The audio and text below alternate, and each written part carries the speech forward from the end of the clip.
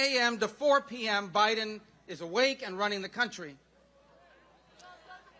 I don't want a president that's open less than our banks are open. And that's what we're facing now. So we know he's not calling the shots. How do they say it in Cuban? Ese señor no sabe dónde está parado.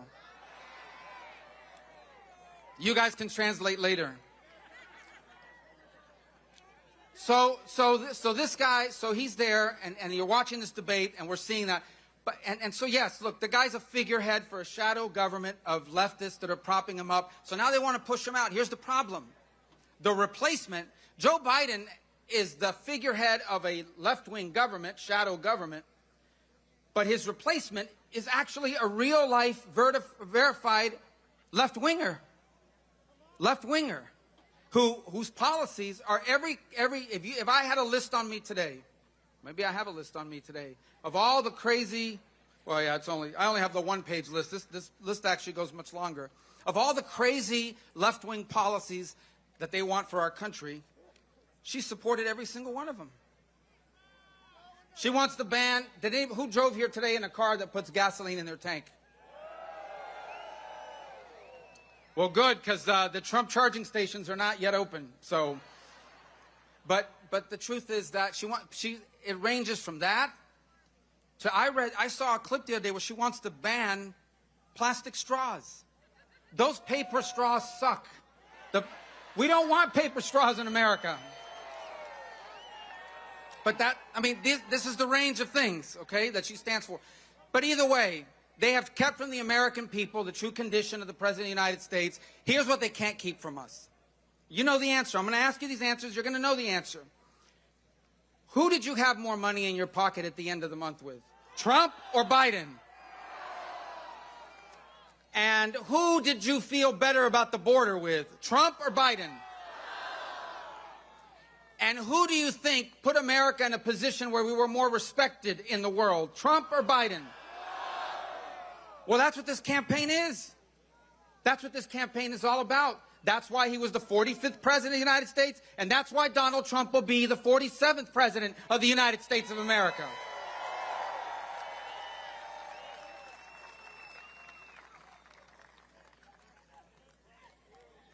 And so that is the choice that we have to make. That's why they want this campaign to be about anything except that comparison. That's what they want it to be about. By the way, I got to laugh. I say laugh. I laugh, but I laugh like not a happy laugh, sort of like an angry laugh. Not like a Kamala Harris laugh, like a different kind of laugh. But my laugh, I laugh because I hear these guys on TV saying if Trump becomes the president, he's going to become a dictator. And he's going to go after his opponents. This is from the people who are going after their opponents and putting their political opponents in jail every single day. These are the people that have used our courts to try to silence Donald Trump, bankrupt Donald Trump, jail Donald Trump, keep him off the ballot, but it won't work, and that's why he's going to win, because people see it for what it is. And can I say something in Spanglish real quick? In Spanglish. Bueno, ninguna comunidad en este país conoce mejor que esta lo que esta gente están haciendo. Quieren apoderarse de nuestro país, de nuestra economía, de bajar al país, de destruirlo de adentro, de apoderarse de las escuelas, de las enseñanzas de los hijos, de reemplazar la familia por el gobierno. Ustedes han visto esa película antes, ¿verdad? Aquí no se va a repetir esa película. My translation, I just told them I saved a bunch of money by switching to Geico. I actually didn't switch to Geico. Anyway, here let me wrap it up with this. I'm going to wrap it up with this. This election is fundamental. It's the most important election we've had, and you hear that every 4 years. This one truly is. Because we are truly now, if we cannot afford, can we afford another 4 years like this? What will this country look like 4 more years of this? Destruction. We can't afford it. The good news is that while they're trying to figure out who their nominee is and how they can trick Joe Biden into not showing up tomorrow to work so they can replace him, we know who our nominee is. He's going to be the next president of the United States, and his name is... And he's going to do what with America? He's going to make it. Let's add one more thing. He's not just going to make it great again. Together, we're not just going to make it great again. We elect this man as president. We will make together America greater than it has ever been. Thank you. Que Dios lo bendiga. God bless you. Thank you.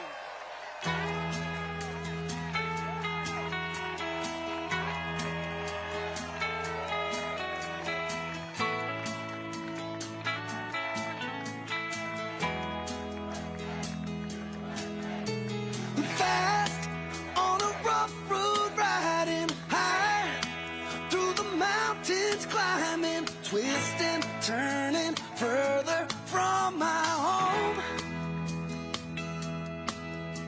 Young, like a new moon rising, fierce through the rain and lightning, wandering out into this great unknown. And I don't want no one to cry, but tell them if I don't survive. From the very first day that we take back the White House from crooked Joe Biden, the worst president in the history of our country, I believe that we're going to have 4 of the greatest years in the history of our country. I will, once and for all, secure our elections. We're going to go to paper ballots. We're going to have same-day voting, voter ID. We're going to do it properly. We're going to have good, secure, beautiful elections. We never want what happened in 2020 to happen again. But until then, Republicans must win. And we must use every appropriate tool available to beat the Democrats. They are destroying our country. Whether you vote early, absentee, by mail, or in person, we are going to protect the vote. That's the most important thing we have to do, is protect the vote. Keep your eyes open, because these people want to cheat, and they do cheat. And frankly, it's the only thing they do well. We will make sure your ballot is secure and your voice is heard. Many Republicans like to vote on Election Day, and we must swamp the radical Democrats with massive turnout on Tuesday, November 5th. The way you win is to swamp them. If we swamp them, they can't cheat. It just doesn't work out. But if you can't make it, you need to make a plan, register, and vote any way possible. We got to get your vote. So with your vote, we will win a victory the likes of which no one has ever seen before. We will evict crooked Joe Biden from the White House, and we will take back our country on November 5th, 2024, the most important day in the history of our country. That's what it's going to go down as. Thank you.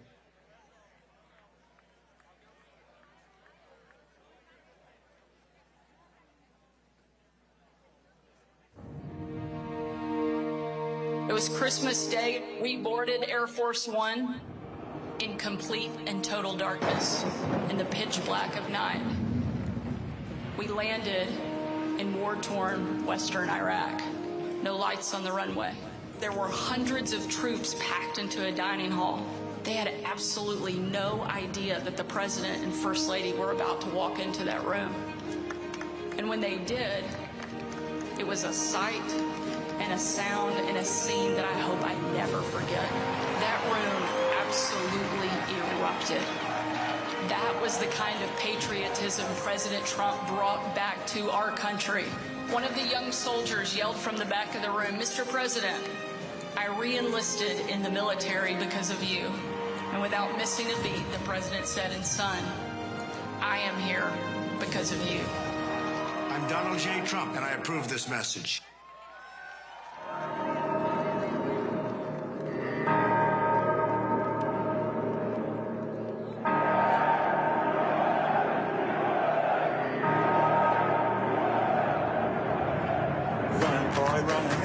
This world is not meant for you. Run, boy, run. They're trying to catch you.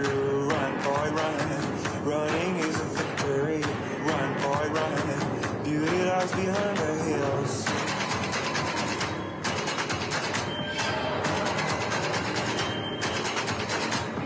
Run, boy, run. The sun will be guiding you.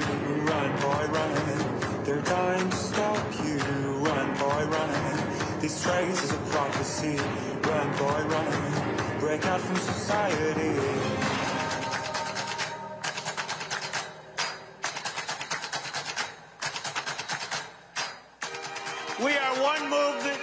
one people, one family, and one glorious nation under God. So with American pride swelling in our hearts and American courage stirring in our souls, I say these words to you tonight. We will make America powerful again. We will make America wealthy again. We will make America strong again. We will make America proud again. We will make America safe again. And we will make America great again.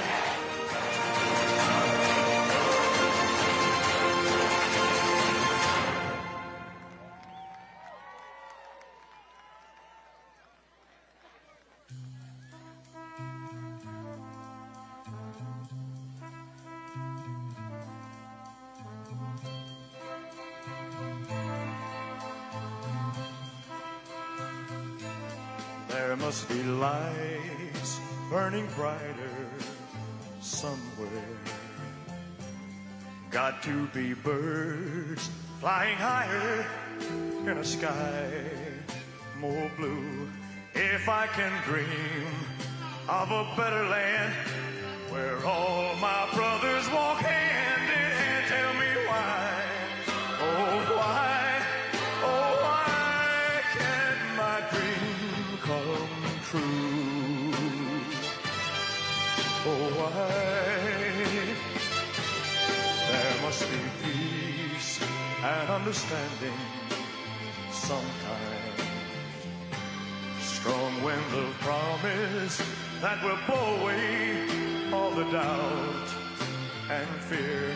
If I can dream of a warmer sun where hope keeps shining, oh everyone, tell me why, oh why, oh why won't that sun appear?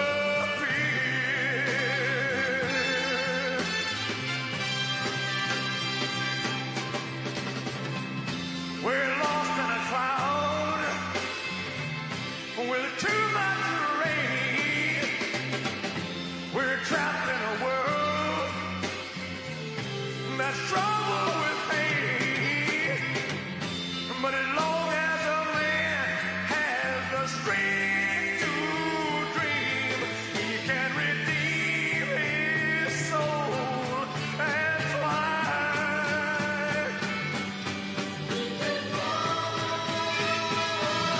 Deep in my heart, there's a trembling question.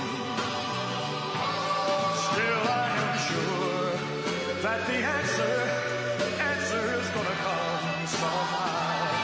Out there in the dark, there's a beckoning candle. Oh yeah, and while I can think, while I can walk, while I can stand, while I can talk, while I can dream, please let my dream come true.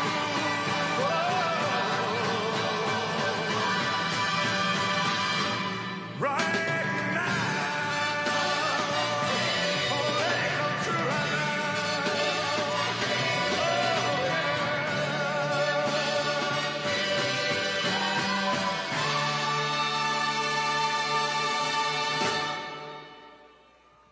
Thank you. Good night.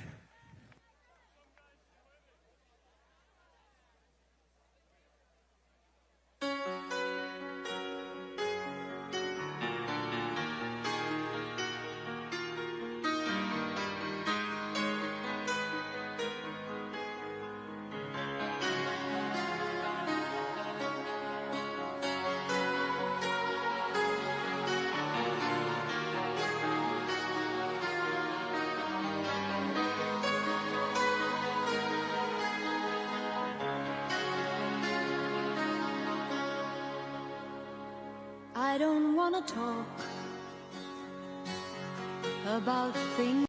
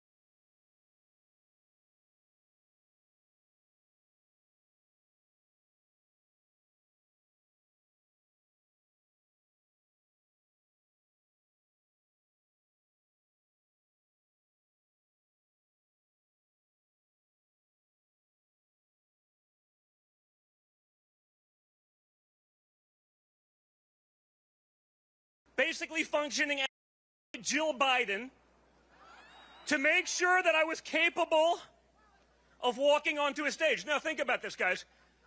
We're running against a party that wants to take away your AR-15, but they gave a vegetable the nuclear codes. Think about that. Think of how insane that all is.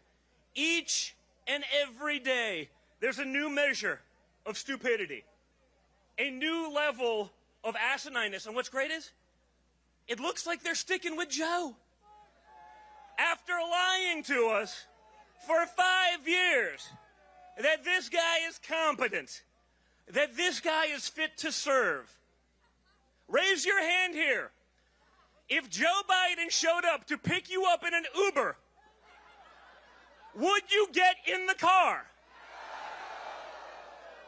Would you let a friend get in the car? Would you let your worst enemy get in that car? Maybe. Maybe. Dumb ways to die, right, folks? But this is what we're dealing with each and every day. Just this week, Joe Biden announced that he's going to veto a required proof of citizenship to vote. I wonder why that would be, folks. Why do you think they would stop that? You're right. We do. We have to stop the steal. We have to beat the margin of fraud. To win by 2, we got to win by 6. That's the game they've been setting up. There's a reason they've let in 15 million people. Venezuela right now is the safest it's been in decades because all their criminals reside in our neighborhoods. That's what's going on. There's no other explanation for it. They're not even hiding from it at this point. They realize they can't run on the economy. They can't run on inflation. The adults that are back in charge have, let's just say, failed us miserably. And we've seen it each and every day. Remember, the adult now, right? I am a reasonably spoiled individual. And if I go to the grocery store, if I take my kids to McDonald's and I'm pissed off, no, seriously, what does everyone else feel?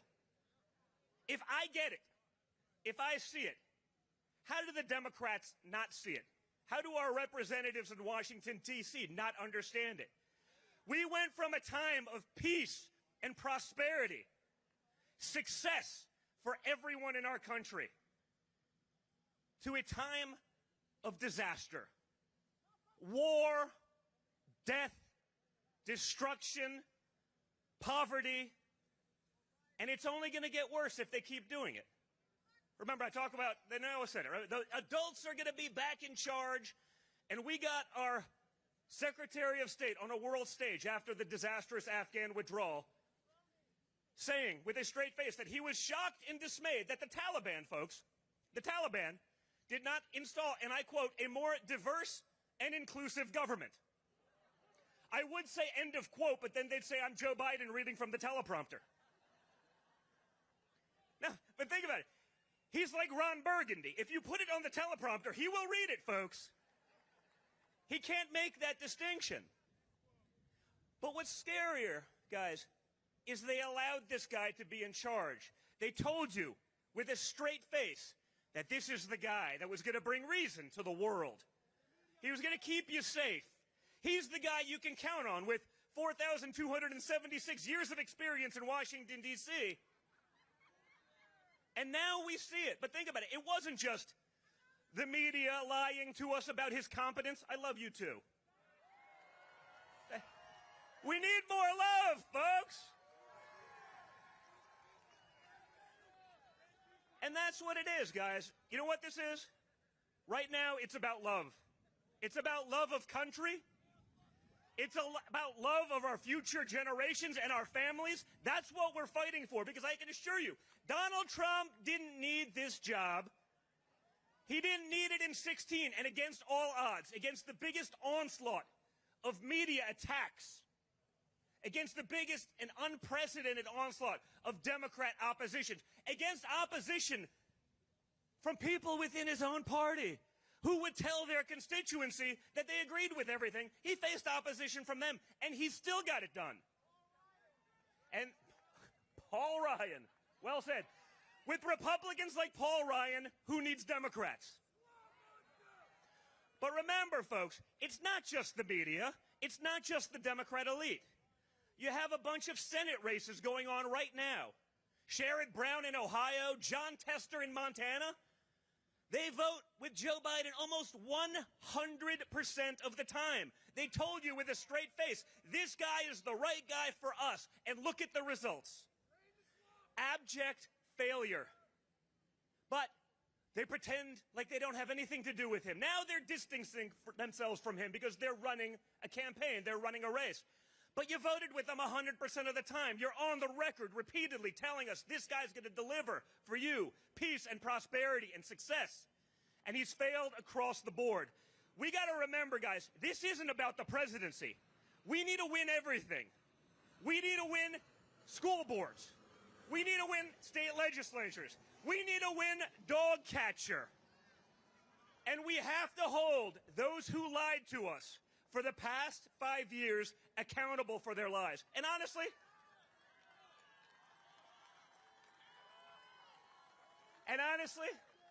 it was longer than that, right? It was really 8 years. Because the second my father took the oath of office, they went after him. They went after me. I know. I did 50 hours of congressional testimony. Now, I understand that I am not the upstanding citizen that Hunter Biden is. I get that. I understand. No, I get it. In my next life, I want to be a Democrat because you can actually be a crackhead that sells out your country across the board, and it's just fine. They will protect you and take care of you. We don't have that luxury. But what we have is great people like you who are willing to stand up, who see through the nonsense, who are willing to push back. Now everyone sees it. That's why they're running their importation operation. Right? Because they realize that even reliable Democrat voting blocs aren't voting Democrat anymore. We see that here in the great state of Florida because people from Cuba and Venezuela who were escaping real persecution, they don't want to bring communism to America. And that's what they're doing. But think of what they did to my father and our businesses and everything, right? 37 felony prosecutions, a $500 million fine. They fined our organization $500 million almost for paying back loans on time with interest. No, but just to be clear, Boeing Airlines, a major company, just got fined $240 million for 2 plane crashes where they admit some sort of fraud and negligence that killed 340 people. Just for perspective, so you understand where we are. 340 people by a major corporation that's acknowledging their guilt in the matter. 340 people dead. They get fined $243 million. We get fined almost 500 for paying back loans on time. No. That's the perspective. And guess what, guys? If they can do it to Trump, they can do it to you. But more importantly, if they will do it to Trump, they will do it to each and every one of you that stands up for the freedoms, our beliefs, our rights, the things that this country was founded upon. And that's why we have to be here to take it back. It's why we have to say enough is enough. We have to take on that swamp. We have to take on the bureaucracy. And they're going after my father now harder than ever before because they understand now he knows the game. When he came in as an outsider, I get it. We came in as an outsider. It's a little different. It's a little different. You have to learn it. That takes time, right? The Plum Book, the 4,000 jobs assigned by the president. Man, I think he'd been in Washington, D.C. for 2 cumulative days prior to winning the presidency. You don't know who those people are. You don't know who you can trust. A lot of them you can't. Now you know. Okay? So this is what we have to fight back against. The corruption, the lies, the gaslighting, the nonsense, and the noise. And we're not in a fair fight. We don't have $1 trillion institution that is our mainstream media backing us. We don't have that benefit. They'll lie about us all day long, with the exception of 1 or 2 people I see on the dais up there. We don't have $1 trillion institution of big tech. We don't have that. These are the same people that protect Joe Biden, that told you he was rational, he was clear, he was lucid. The fake doctor, think about this. Today, the story broke. Joe Biden's doctor, the one that says he should not take a cognitive test because clearly everything's fine, right? It's so fine. This is Joe Biden on a stage.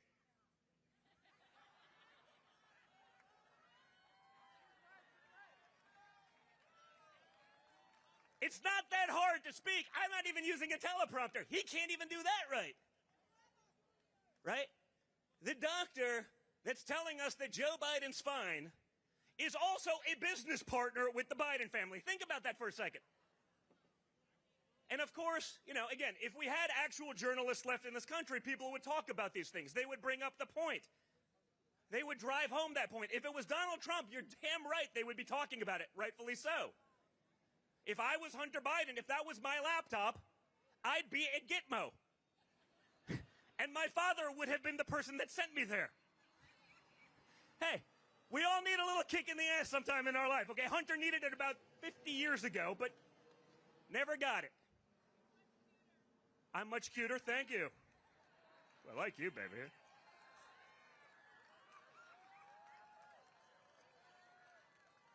So, guys, the reality is this. You've seen it. You've seen the attacks. You've seen the unequal administration of justice in our country. You see the way they treat good, hardworking Americans. You see the America Last policies that have failed us and have enriched our enemies and have emboldened our enemies, because that's the reality. Democrat policy and the weakness they exude on a world stage is why we are seeing the chaos and turmoil that we see across the world. It's the nature of predation. It's a story as old as time. Predators prey on the weak, and when America is weak, when they're leading from behind, when they have an incompetence on the world stage, enemies will act. The wars will go away the second my father is elected. By the way, they'll get to the table the second November 5th happened, even before he takes into office, because they realize he'll drive a harder bargain than the morons that would rather, you know, have trans admirals than actually win wars. Right? Have you seen some of this stuff? They're shocked. We can't recruit anyone for the military. I wonder why. Can't quite figure it out. Good, patriotic, hardworking Americans don't want to go die for the transvestite that was given an admiralship simply because they were transvestites, right? I mean, it's not rocket science. It wasn't like they were the greatest soldiers in the world. They were just, they checked a couple more boxes. So, guys, between now and November 5th, there can be no letting off the gas. You must speak to your friends. I'm not so worried about Florida. Feels pretty good, but we still got to win the congressional seat and all the down-ticket races. But each and every one of you, you need to call your friends across the country. You need to speak to them.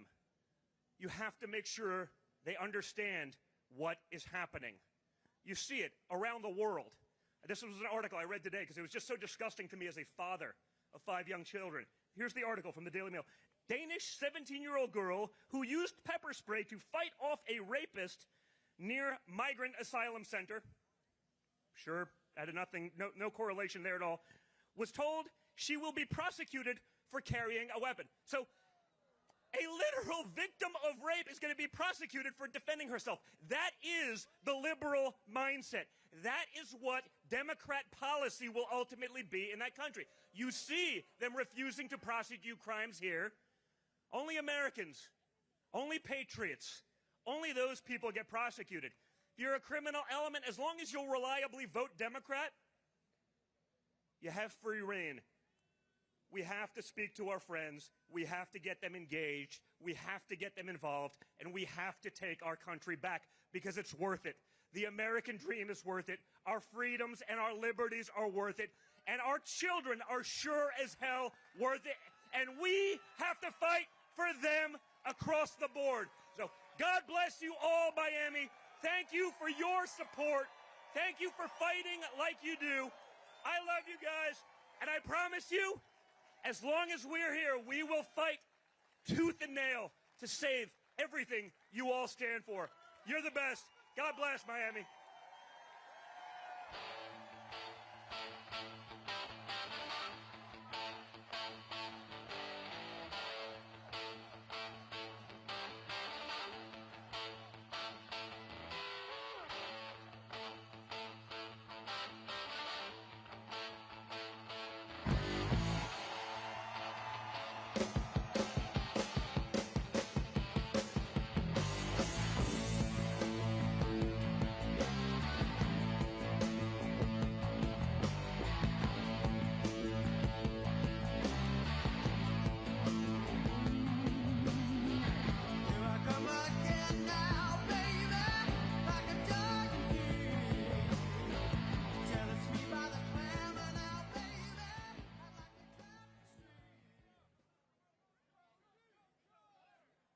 Ladies and gentlemen, please welcome to the stage Eric Trump.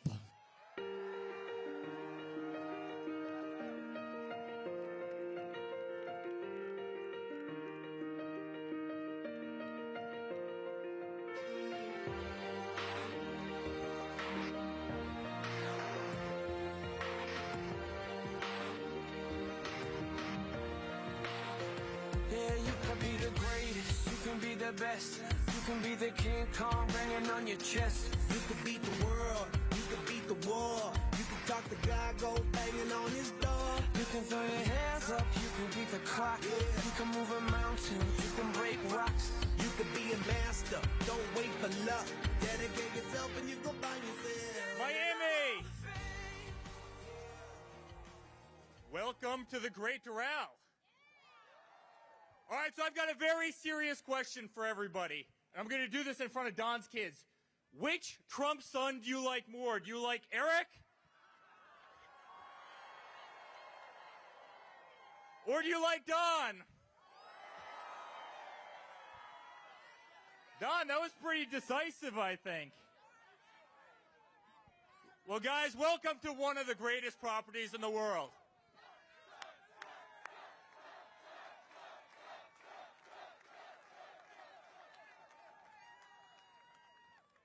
You know, welcome to one of the greatest properties in the world. And you know, this property is a great parallel to our country. When we got it, it was sick as hell. It was run down. The people who ran this property didn't give a crap about it. They didn't put their heart and soul into this property. And I'll never forget, we came in, we bought it around 2011, and my father and myself and Don and Ivanka, we were down here as a family every single day. And we instilled pride in it, and we believed in it, and we fixed it, and we managed it properly. And it's become one of the greatest properties anywhere in the world. And that's so much like our country.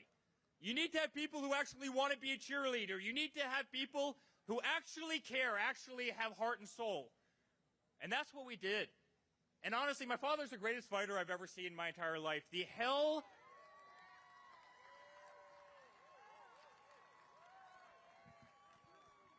You know, guys, I sat in that courtroom every single day because I wanted to be by his side.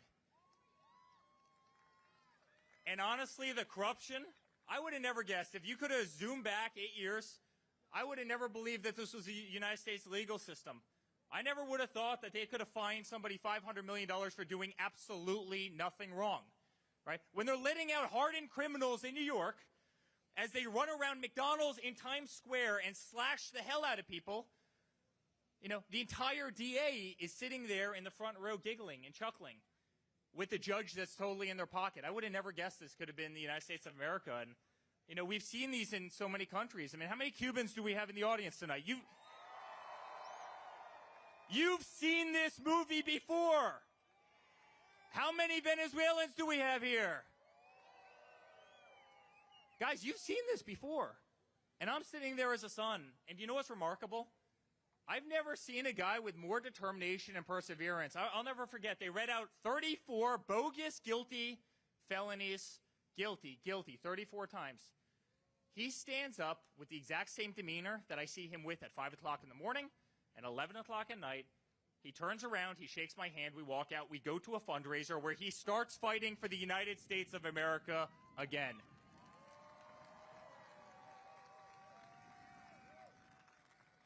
I'm so freaking proud of him. And believe me, guys, if I didn't stand on the stage, if I wasn't here right now, they wouldn't be hitting me. I'm probably the most subpoenaed person in the history of this country. 110 subpoenas, and I've never gotten so much as a traffic ticket. And the second he went down that aisle, subpoena after subpoena, because they just wanted to get to Donald Trump. And they wanted to get to him because we have a president right now who's freaking incompetent. Absolutely incompetent. This isn't the best of America. In fact, he's the worst of America. Look what's happening to our economy. Look what's happening to everything. But beyond that, look what's happening to our values in this country. Look what's happening to religion. Look what's happening to our Constitution. Free speech. The Ayatollah was on Twitter. Yet they threw Donald Trump off like a dog. He had to open up Truth Social, which, by the way, is doing awesome. I mean, can you imagine that? They threw the 45th president of the United States off because, you know, that's how weaponized the system is. And guys, they've weaponized every system. They weaponized the FBI. They weaponized the DOJ. They weaponized the media. They've weaponized education. Thank God for Loudoun County moms who came out and fought like hell. By the way, thank God for the moms in this country, because honestly, the job that they did there, no one tougher than the moms in this country. But they did this, and despite what they tried to do, they tried to ruin his image, they tried to ruin his marriage, they tried to ruin his family, they tried to divide all of us. You know what they can't stand? All these people back here, you know what they can't stand? That we sit there as a united front, and we never stop punching back. We never stop punching back. And I can tell you right now that they're not happy. They're not happy after that last debate. You know, that last debate, I said this to my father. I was the first person to speak to him when he came off the stage that night. I go, that debate was over before the guy got to his microphone. Do you see him shuffle across the stage? He's doing... This is not projecting strength to the rest of the world. This is not. No way could he do what we're doing right now. No way could he do what my father's about to do. And by the way, he just got to this beautiful house. He's in the house.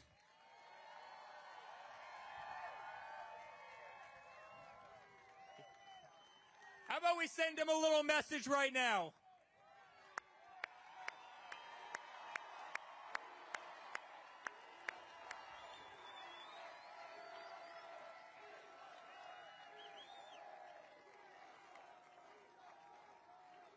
By the way, looking in that direction, there's another incredible fighter. Has anybody ever heard of Alina Habba in the beautiful red dress right there?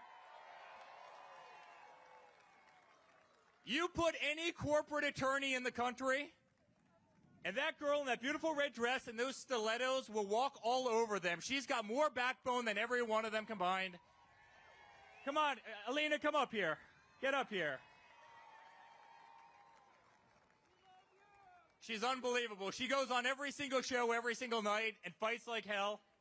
And we love her and we appreciate her. We love the fighters. We love the fighters, and she's a great one. You want to say something?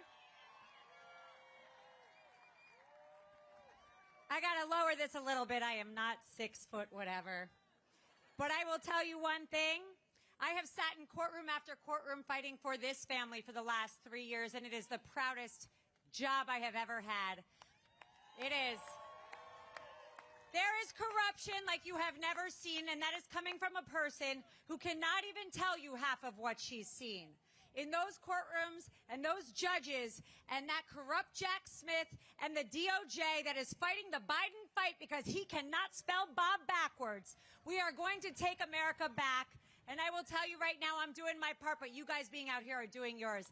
Thank you. God bless America. God bless the Trump family.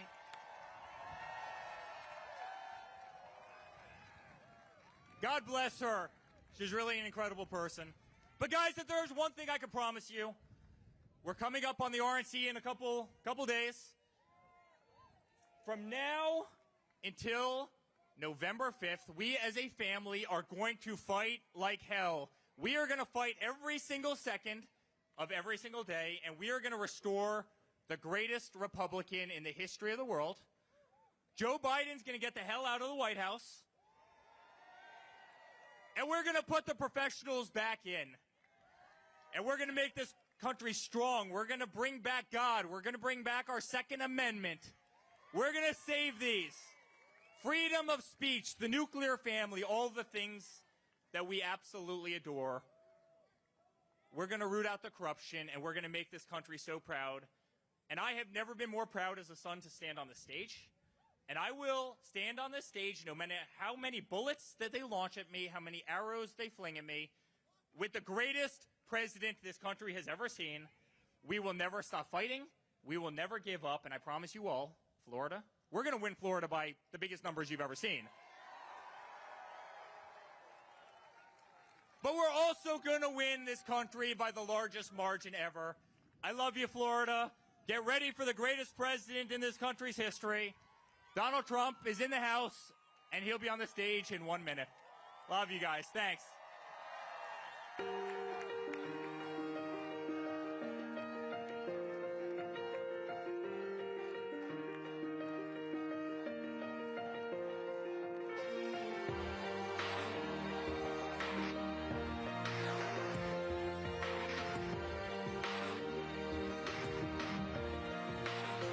Yeah, you can be the greatest, you can be the best, you can be the King Kong banging on your chest. You can beat the world, you can beat the war. You can talk the guy, go banging on his door. You can throw your hands up, you can beat the clock. You can move a mountain, you can break rocks. You can be a master, don't wait for luck. Dedicate yourself and you go find yourself. Standing in the Hall of Fame, Yeah, and the world's gonna know your name. yeah, 'Cause you burn with the brightest flame, yeah, and the world's gonna know your name. yeah. And you'll be on the walls of the Hall of Fame. You can go the distance, you can run the mile. You can walk straight through hell with a smile. You could be the hero, you can get the gold. Breaking all the records they thought never could be broke. Yeah, do it for your people, do it for your pride. Are you ever gonna know if you never even try? Do it for your country, do it for your name. 'Cause there's gonna be a day when you're Standing in the Hall of Fame, and the world's gonna know your name. 'Cause you burn with the brightest flame, and the world's gonna know your name. And you'll be on the walls of the Hall of Fame. Be a champion, be a champion, be a champion, be a champion. The walls of the Hall of Fame. Be students, be teachers, be politicians, be preachers. Be believers, be leaders, be astronauts, be champions, be truth seekers.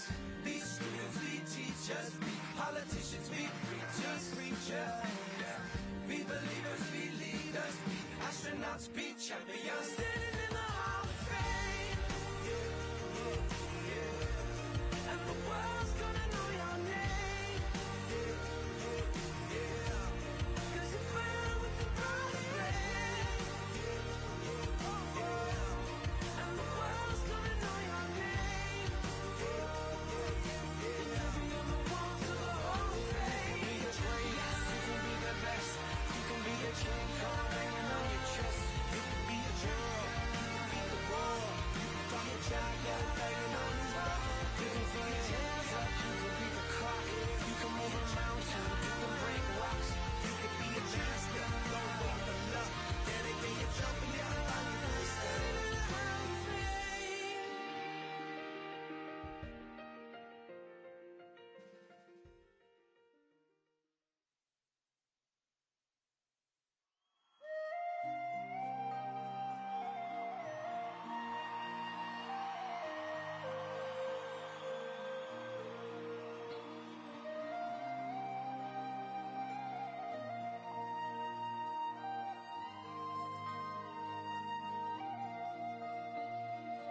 Every night in my dreams, I see you, I feel you. That is how I know you. Go on. Far across the distance and spaces between us, you have come to show you on. Near, far, wherever you are, I believe that my heart does go on. Once more, you open the door, and you're here in my heart, and my heart will go on and love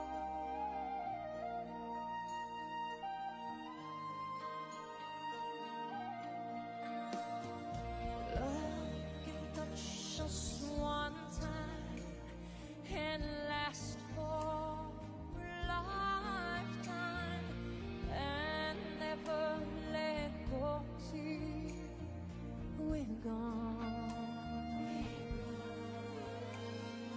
Love is when I loved you one true time. I hold you in my life, will always go on.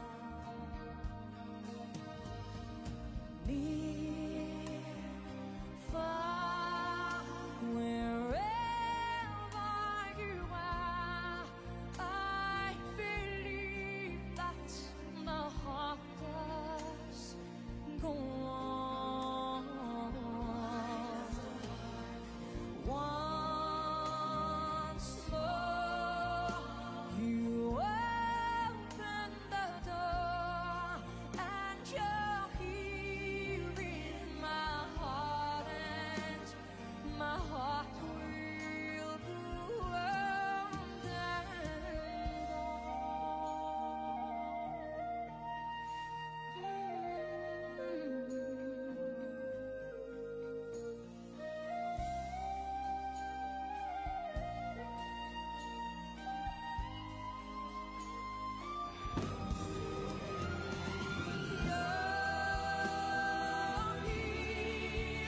There's nothing I fear, and I know that my heart will go on.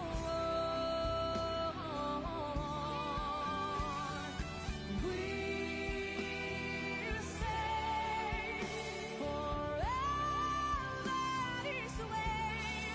You are safe in my heart, and my heart will go on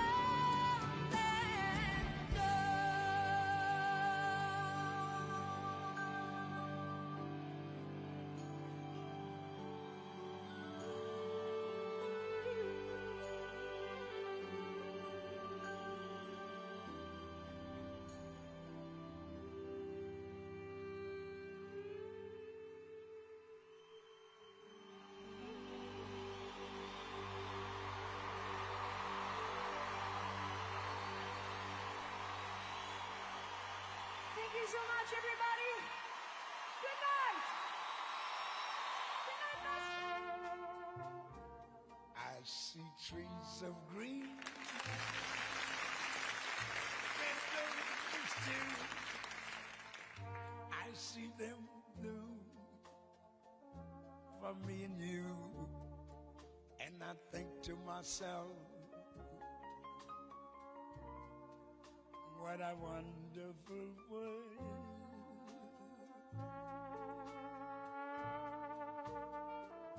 I see skies of blue, clouds of white,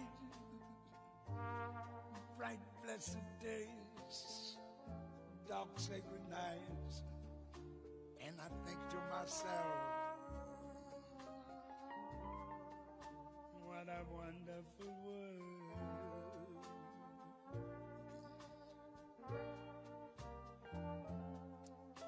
The colors of the rainbow, so pretty in the skies, also on the faces of people going by. I see friends shaking hands, saying, how do you do? They're really saying, I love you. I hear babies crying. I watch them grow. They'll learn much more than I'll ever know. And I think to myself, what a wonderful world.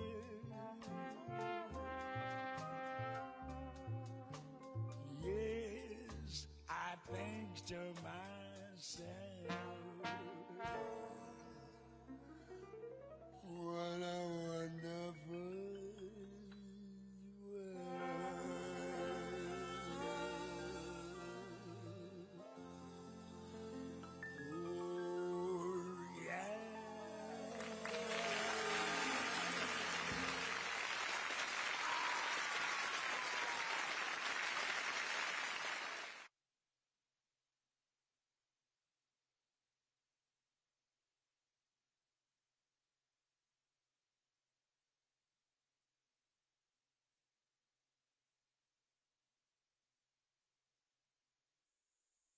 I've been selling my soul, working all day, overtime hours for bullshit pay, so I can sit out here and waste my life away, drag back home and drown my troubles away.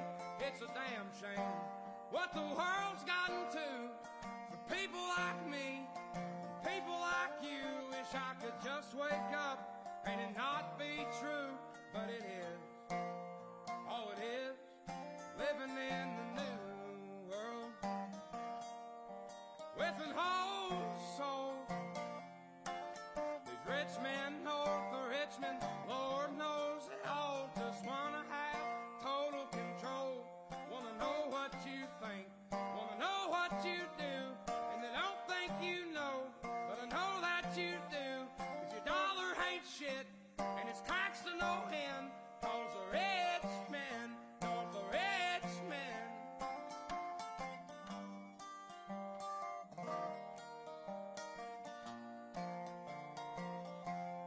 I wish politicians would look out for miners, and not just miners on an island somewhere. Lord, we got folks in the street, ain't got nothing to eat, and the obese milking welfare. Well, God, if you're 5'3" and you're 300 pounds, taxes ought not to pay for your bags of fudge rounds. Young men are putting themselves 6 feet in the ground, 'cause all this damn country does is keep on kicking them down. Lord, it's a damn shame what the world's gotten to for people like me, people like you. Wish I could just wake up and it not be true, but it is. Oh, it is living in the new world with an whole soul. These rich men north of Richmond, Lord knows they all just wanna have total control. Wanna know what you think, wanna know what you do, and they don't think you know, but I know that you do. 'Cause your dollar ain't shit, and it's taxed to no end, 'cause the rich men, north the rich men.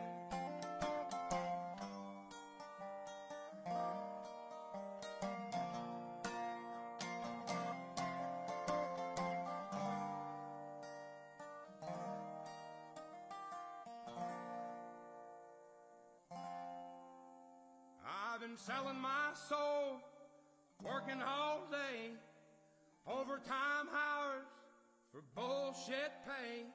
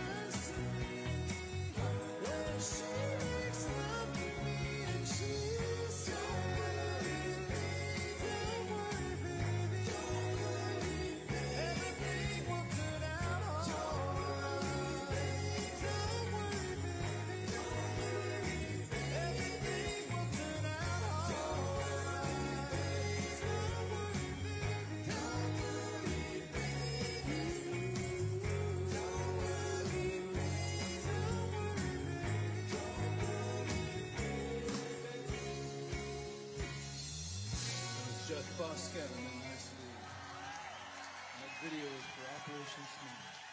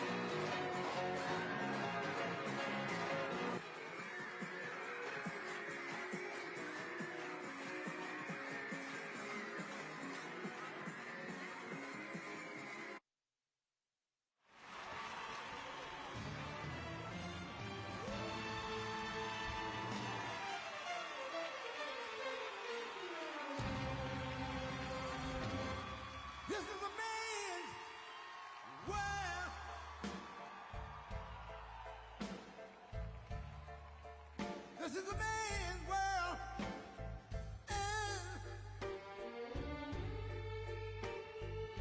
But it wouldn't be nothing, nothing, nothing without a woman or a girl.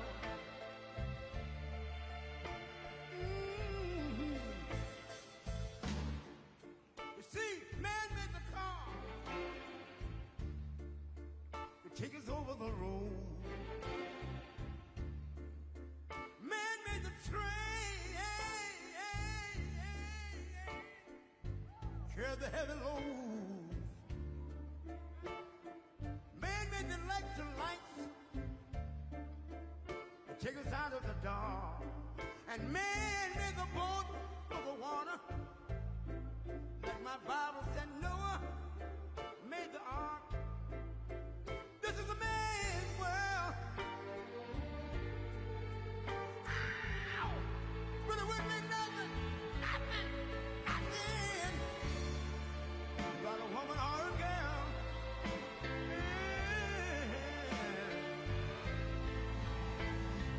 L'uomo rincorre il potere, ma lui non sa che il grande limite ad essere come si parla. Nel palmo stringe un'idea che non vive, che nella sua fantasia corre, se non si accorge che poi nulla più senza te si vive solo per sé.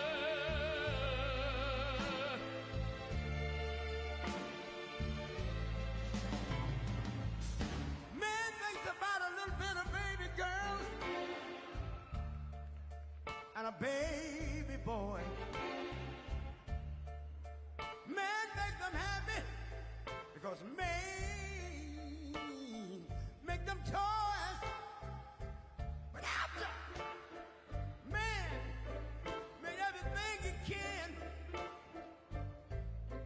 man made lira, pesos, dollars, rubles, to buy from every good woman and every man. Ow! This is a man's world. Senza te But it wouldn't be nothing. solo per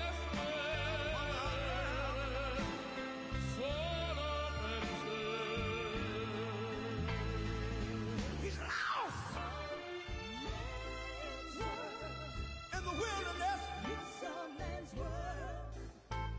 He's lost.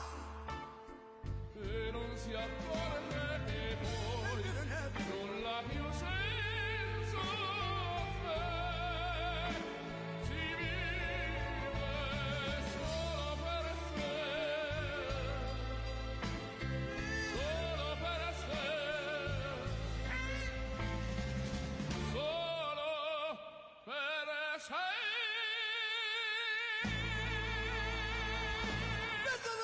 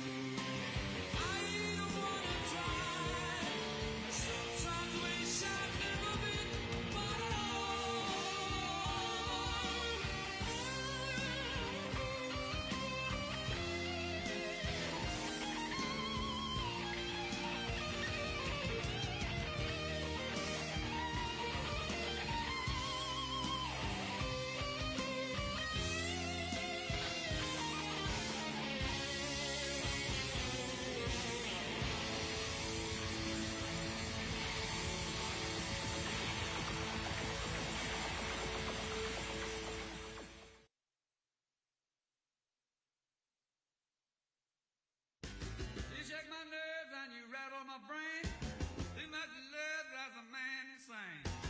You broke my will, oh, what a thrill. Girl, in this wreck is just quitting balls of fire. I let that love all I thought it was funny. You came along and you moved and honey. I changed my mind, love is fine.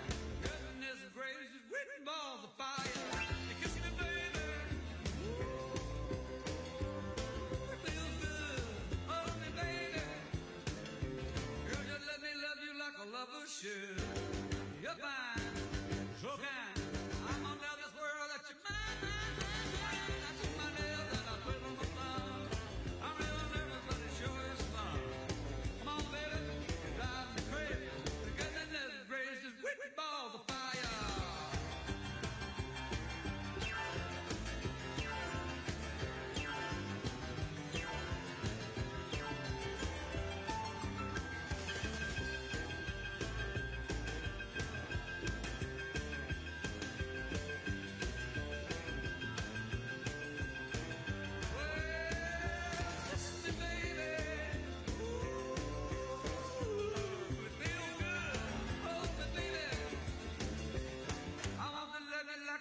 Should. You're fine, so kind. I got to tell this world that you're mine, mine, mine, mine. I treat my nails and I twiddle my thumb. I'm real nervous because the show is fun. Come on, baby, drive me crazy. Goodness gracious, quick balls of fire.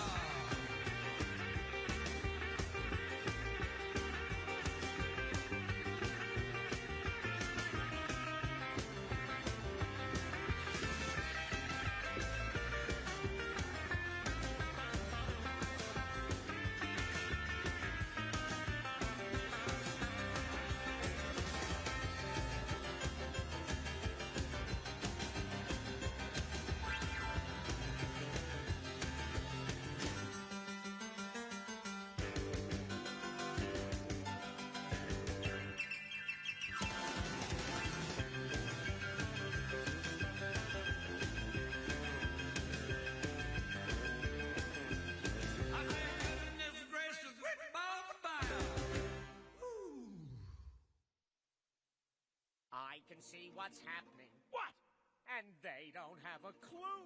Who? They'll fall in love, and here's the bottom line. Our trio's down to 2. Oh. The sweet caress of twilight. There's magic everywhere. And with all this romantic atmosphere, disasters in the air.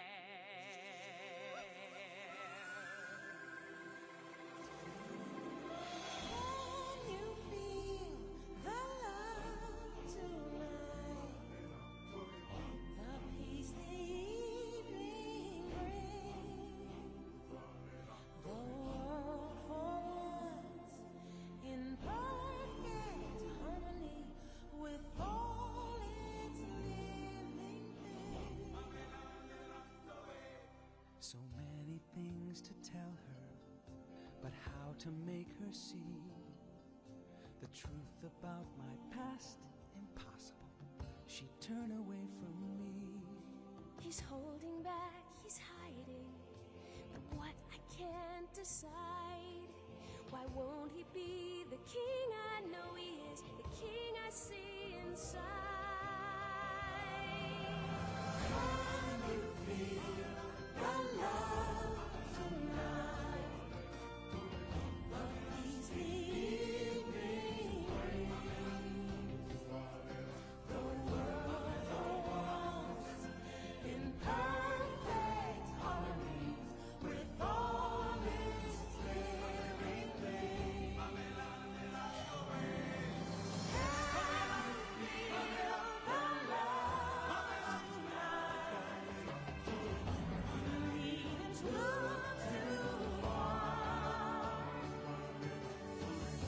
Stealing through the night's uncertainties, love is where they are. And if he falls in love tonight, it can be assumed his carefree days with us In short, our pal is doomed.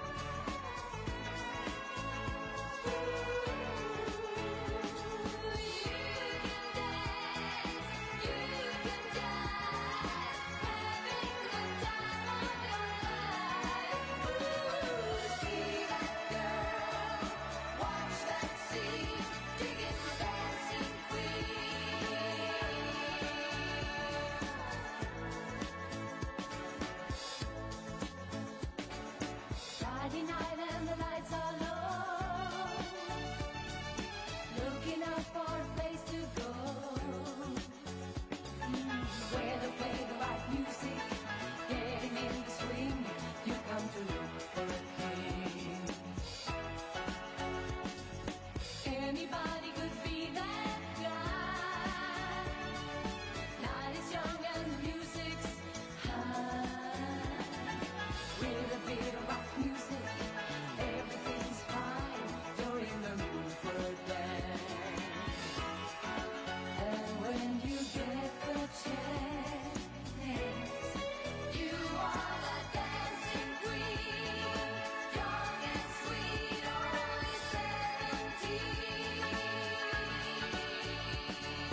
Dancing queen, feel the beat from the tambourine. You can dance, you can jive, having the time of your life. See that girl, watch that scene, digging the dancing queen.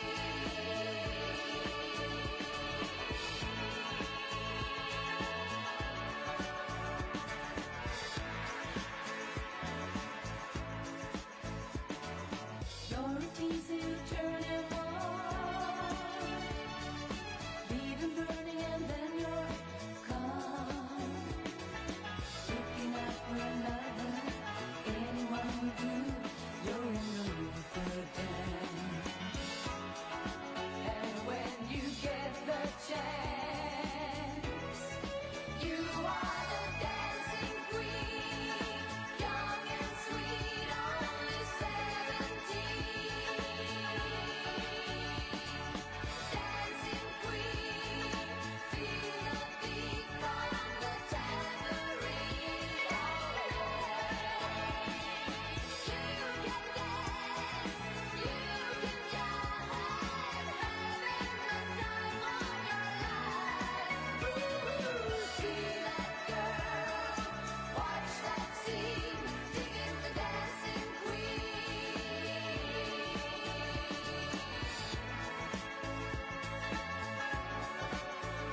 Digging the dancing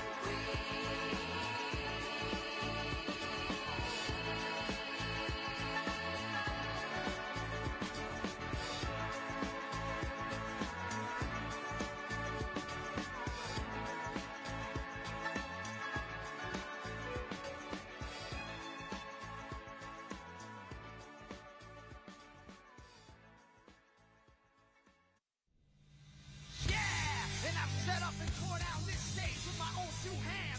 We've traveled this land, packed tight in minivans, and all this for the fans, girls, money, and fame. I played their game and had to scream my name. I will show no shame. I live and die for this, and if I come off soft, then chew on this. Are you scared? Devil without a cause, and I'm back with the beaver hats and Ben Davis slacks. 30-pack for strolls, 30-pack of hoes. No Rogaine in the propane flows. The chosen one, I'm the living proof with the gift of gab from the city of truth. I jab and stab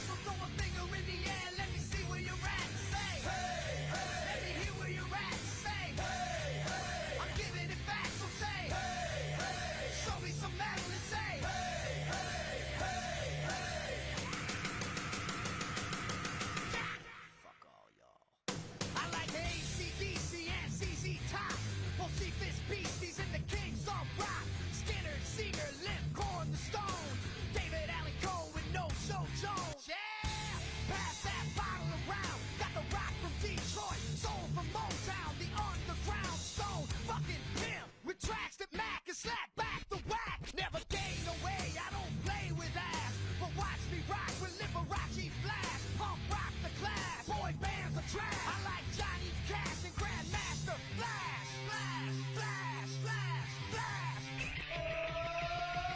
They call me cowboy, I'm a singer in black. So throw a finger in the air, let me see where you're at. Say, hey, hey. Let me hear where you're at. Say, hey, hey. I'm giving it back, so say, hey, hey. Show me some Maryland. Say, hey, hey, hey, hey.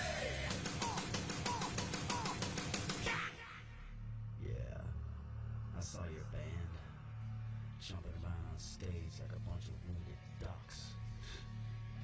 Maybe they'll learn, sucker. You just can't fuck with.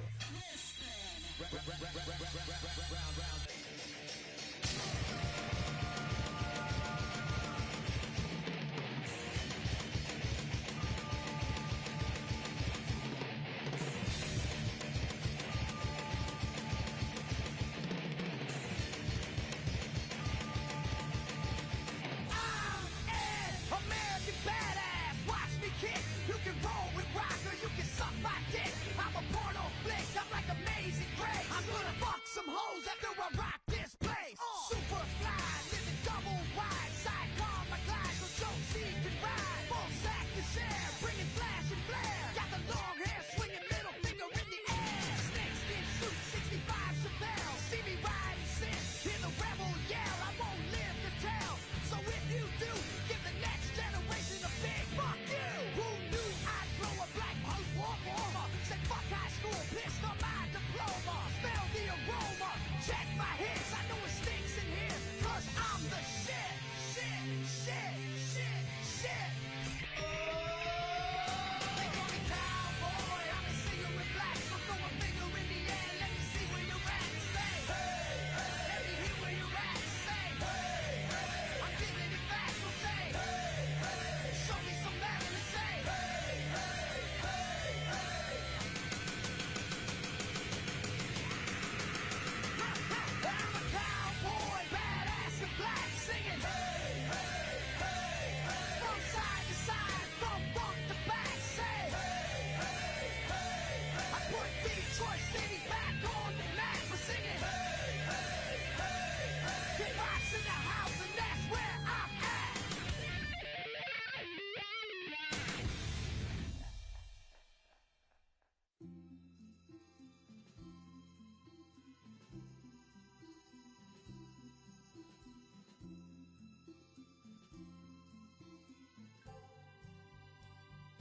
7 lonely days and a dozen times ago, I reached out one night and you were gone. Don't know why you'd run, what you're running to or from. All I know is I want to bring you home. So I'm walking in the rain, thumbing for a ride on this lonely Kentucky back road. I've loved you much too long, my love's too strong to let you go, never knowing what went wrong.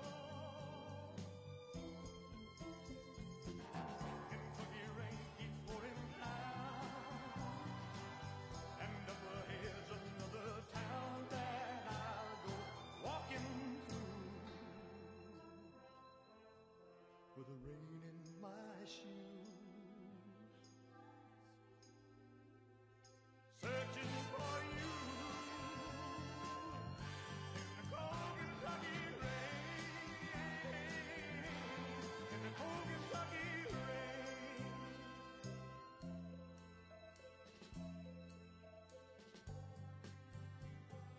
Showed your photograph to some old gray bearded men sitting on a bench outside a general store.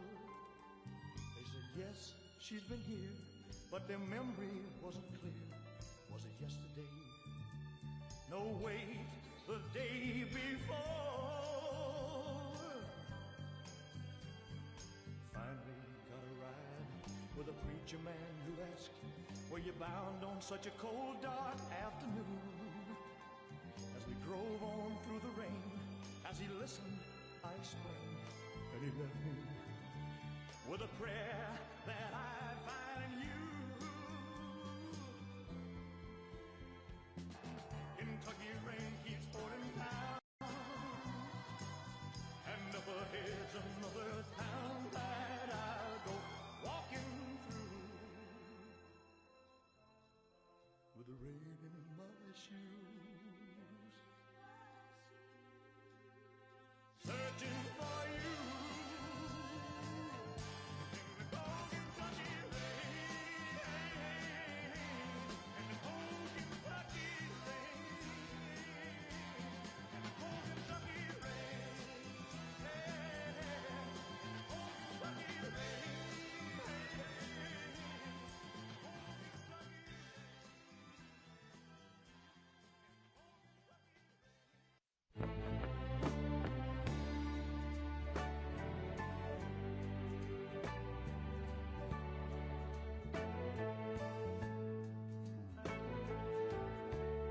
I've been in love so many times, I thought I knew the score. Now you treated me so wrong, I can't take anymore. And it looks like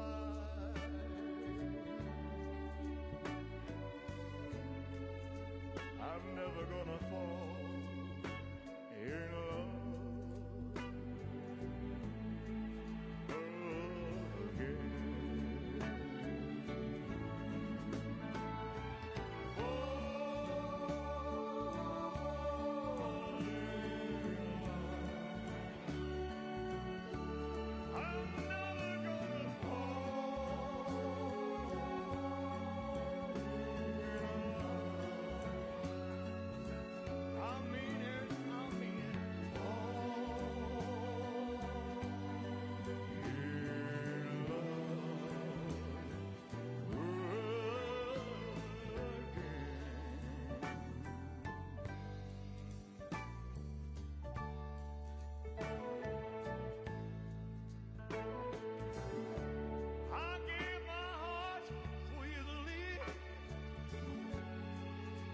Cast aside my pride. When I saw you in his arms, baby, I broke up and cried. And it looks like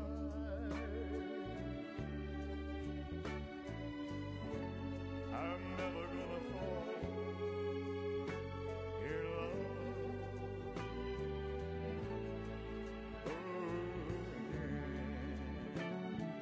That's why I'm saying,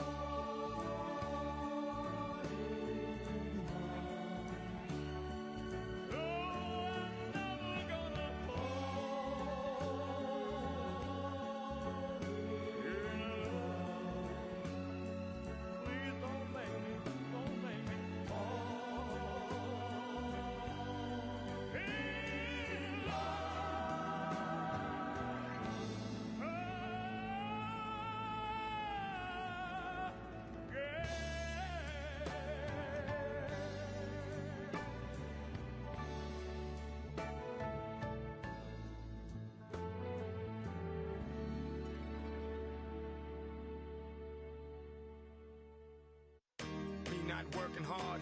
Yeah, right, picture that with a Kodak. Or better yet, go to Times Square, take a picture of me with a Kodak. Took my life from negative to positive, I just want y'all to know that. And tonight, let's enjoy life. Pitbull, Naya, Neo, that's right. I will not love you tonight.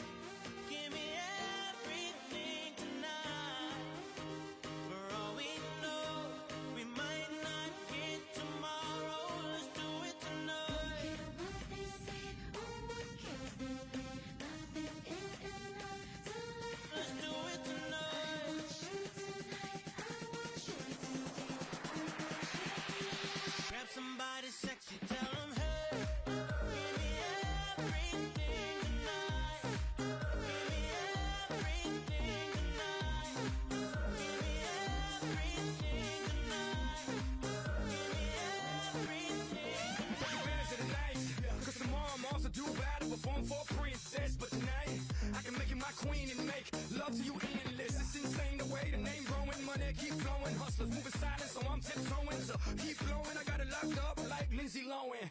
Put it on my life, baby. I make it feel right, baby.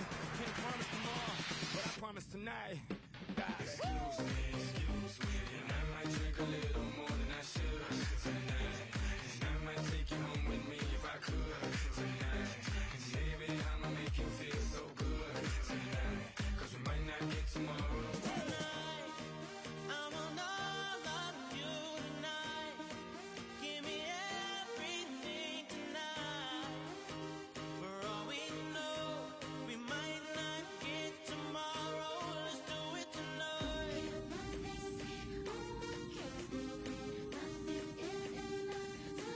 Let's do it tonight.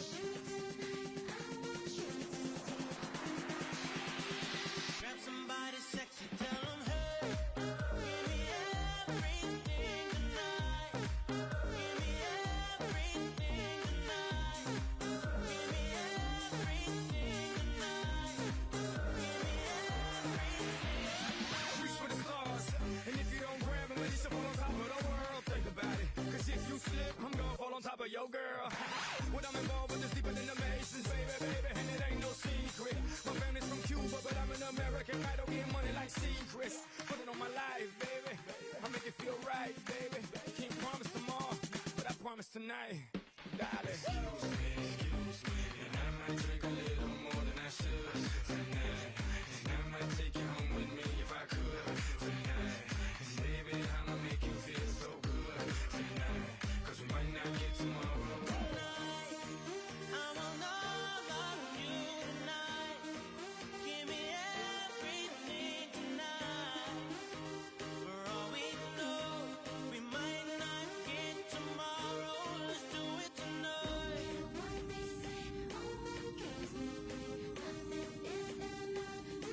Let's do it tonight.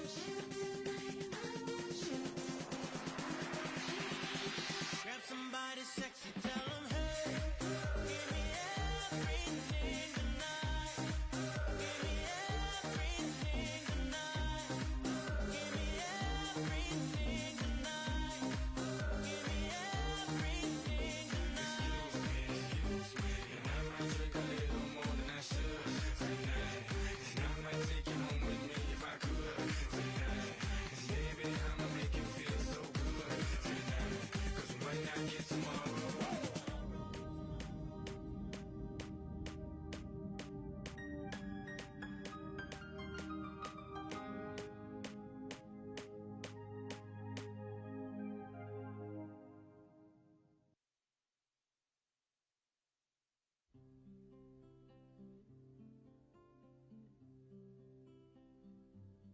When you walk through a storm, hold your head up high and don't be afraid of the dark. At the end of the storm is a golden sky and the sweet silver soul of a lark.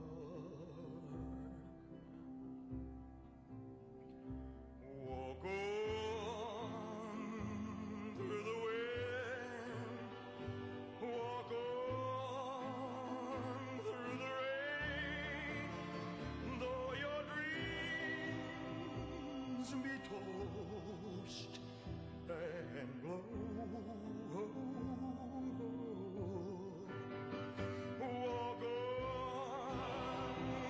Walk on with a hope in your heart, and you'll never walk alone. You'll never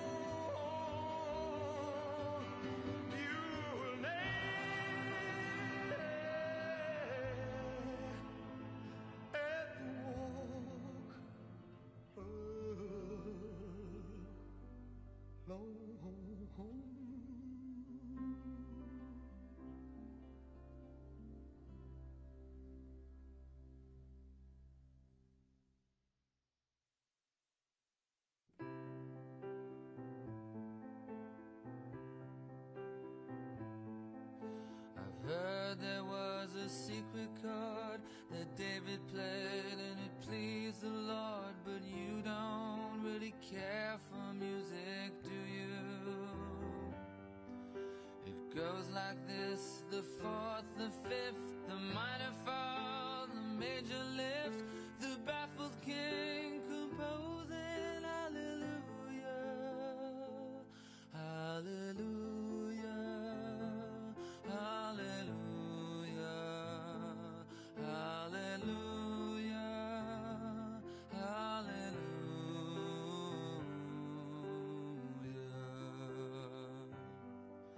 Your faith was strong, but you needed proof. You saw her bathing on the roof, her beauty and the moonlight overthrew you. She tied you to a kitchen chair, she broke your throne, she cut your hair, and from your lips she drew the hallelujah, hallelujah, hallelujah, hallelujah, hallelujah.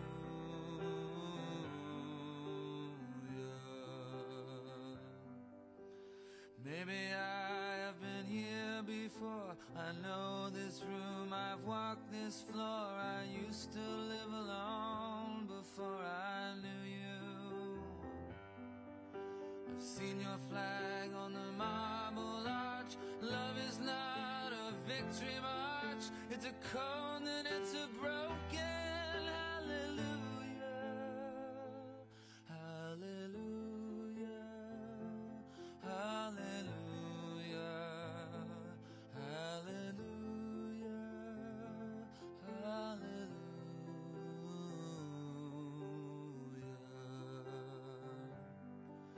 There was a time you let me know what's real and going on below, but now you never show it to me, do you?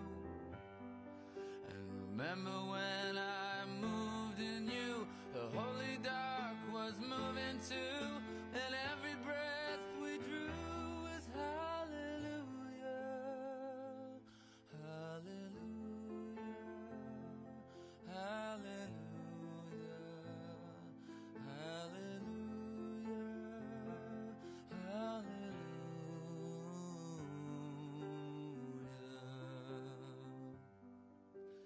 Maybe there's a God above, and all I ever learned from love was how to shoot at someone who outdrew you.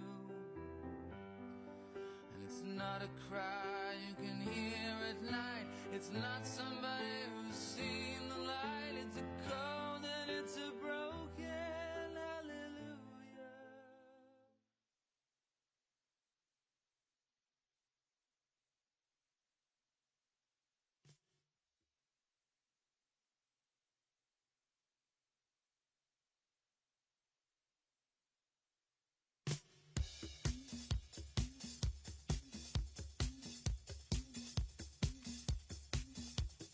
Everybody wanna be one.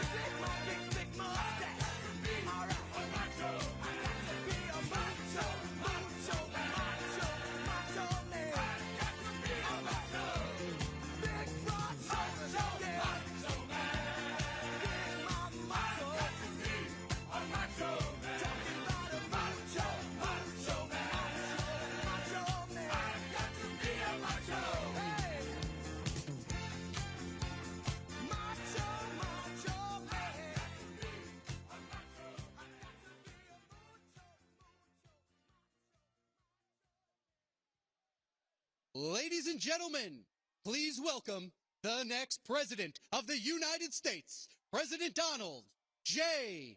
Trump. And I'm proud to be an American, where at least I know I'm free.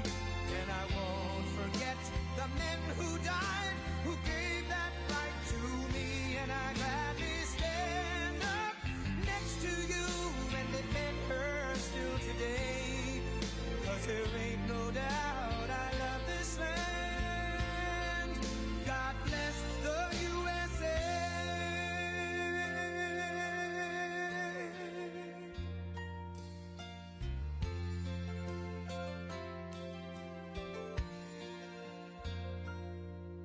From the lakes of Minnesota to the hills of Tennessee, across the plains of Texas, from sea to shining sea, from Detroit down to Houston and New York to LA, where there's pride in every American heart, and it's time we stand and say that I'm proud to be an American, where at least I know I'm free. And I won't forget the men who died, who gave that right to me. And I gladly stand up next to you and defend her still today. 'Cause there ain't no doubt I love this land.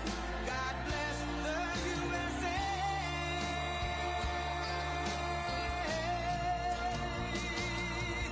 And I'm proud to be an American, where at least I know I'm free.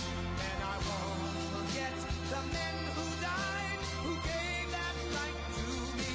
And I gladly stand up next to you and defend her still today. 'Cause there ain't no doubt I love this land. God bless the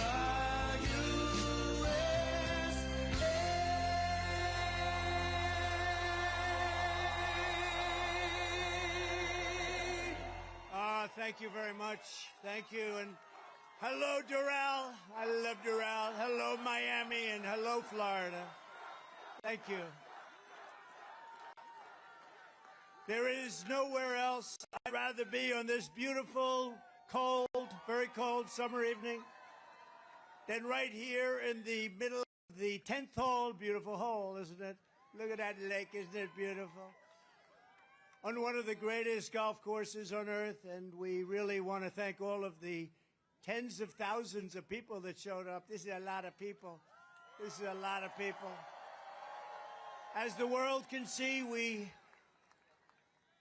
are under the leadership. The Republican Party is bigger, stronger, more vibrant, and more united than ever, ever, ever before. Every day we are welcoming more Americans to our ranks, African Americans, Hispanic Americans, Asian Americans, young people, old people, union members, non-union members. Basically, everyone is joining our movement because it's a movement of common sense. It's common sense. Whatever happened to common sense in government? We've got it. We've got more than anybody's ever had. Meanwhile, the radical left Democrat Party is divided in chaos and having a full-scale breakdown, all because they can't decide which of their candidates is more unfit to be president, sleepy, crooked Joe Biden or laughing Kamala. Laughing Kamala. As you know, in our recent debate, and in honor of all of you, I dealt Joe Biden, even according to the fake news media, the most decisive and overwhelming defeat in the history of presidential debates. I think so, right? I think so. And that was a big crowd that was watching. That was one of the highest rated shows ever on television, so I'm honored to be a part of it.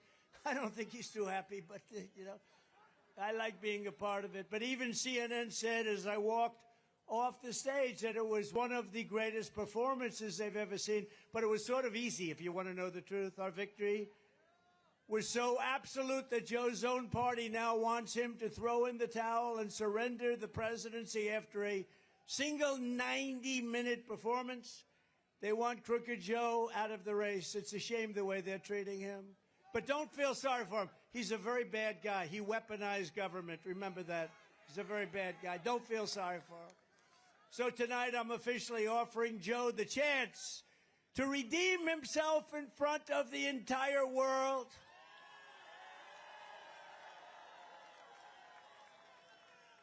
So Marco and Byron and everybody, here's what we're going to do. You guys can be referees if you like. Let's do another debate this week so that Sleepy Joe Biden can prove to everyone all over the world that he has what it takes to be president.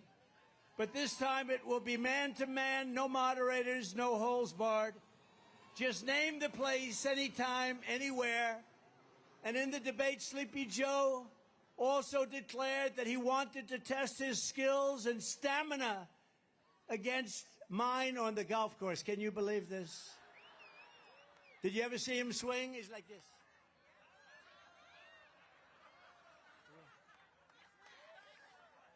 That's why this evening I am also, and this is in honor of you and everybody, it is 45,000 people. That's a lot of people.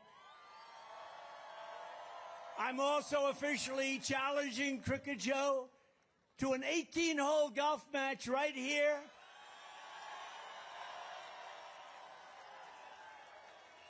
On Doral's Blue Monster, considered one of the greatest tournament golf courses anywhere in the world, one of the great courses of the world. It will be among the most watched sporting events in history, maybe bigger than the Ryder Cup or even the Masters. And I will even give Joe Biden 10 strokes aside. 10 strokes, that's a lot. That means 20 strokes in case you don't play golf. I will give him 10 strokes aside, and if he wins, I will give the charity of his choice, any charity that he wants, $1 million. And I'll bet you he doesn't take the offer. I would bet because he's all talk. But what that match will do is prove that Joe is, in fact, all talk and no action. But on many things, not just golf. When pilots walk into the White House, he says he used to fly planes. He didn't. When truckers come in, he says he used to drive a truck. He didn't. When Jewish people are here, he always attended synagogues, he said, the Jewish people. He didn't attend a synagogue. Did he ever see a synagogue? He doesn't know what a synagogue is. When black people come, he spent his Sundays in black churches. All of it's false, all of it's fake. He's a fake. Unfortunately, he was like that in Afghanistan. He was like that with Russia, Ukraine, and he was like that on October 7th and the attack in Israel. He didn't know what he was doing. But whatever else can be said about Crooked Joe Biden, you have to give him credit for one brilliant decision, probably the smartest decision he's ever made. He picked Kamala Harris as his vice president.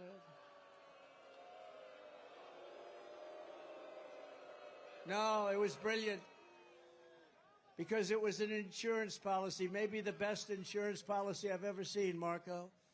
If Joe had picked someone even halfway competent, they would have bounced him from office years ago, but they can't because she's got to be their second choice. She has no choice and no chance.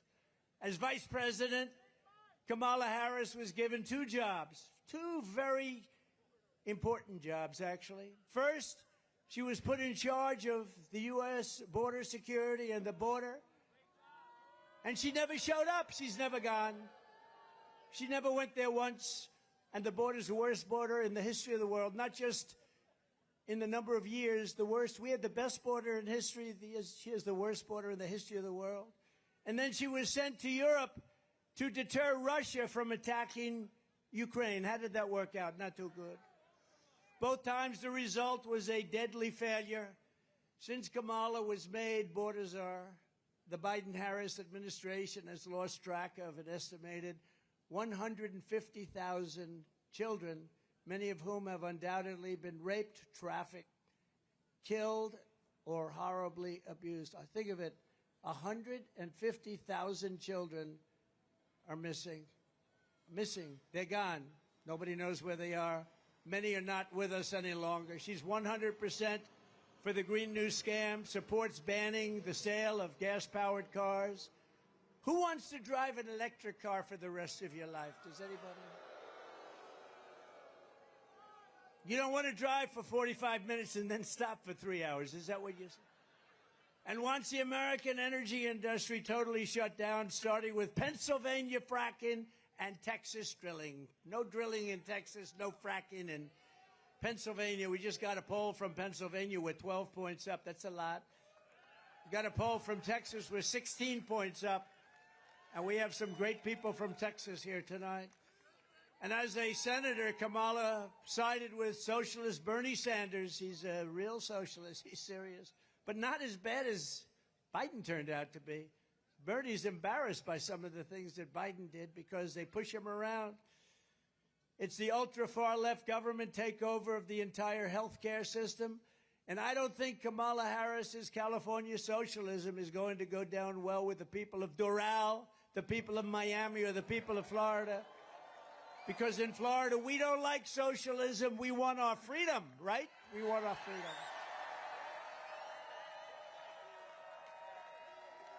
And we have a lot of people, Marco, from Cuba, from Venezuela, from all over. And they don't want to hear about socialism or communism.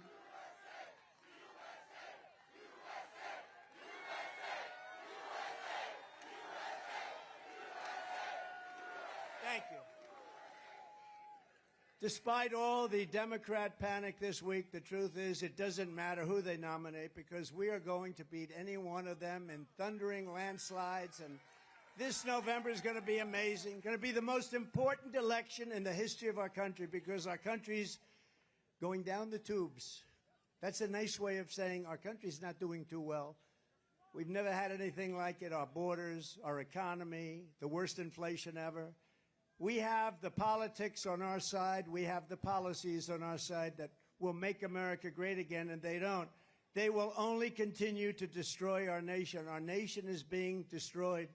Joe, Kamala, and the entire Democrat establishment have been caught red-handed in the thick of the biggest scandal and the biggest cover-up. It's a cover-up. That's what it is. And I said it when they hit this guy in the basement and then they cheated on the election. It's a cover-up. It's the biggest cover-up in political history.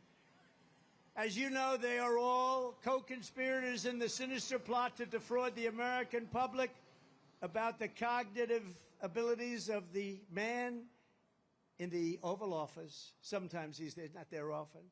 Laughing Kamala, L-A-F-F-I-N apostrophe. Laughing. Laughing Kamala was in on it. Crazy Nancy Pelosi, who, by the way, is also very cognitively impaired. Have you watched her lately? She's not doing too well. She's not doing too well. I think she's worse than Joe. You want to know that? She was in on it. Crying Chuck Schumer. You ever see him cry? He cries when the phoniest crying I've ever seen.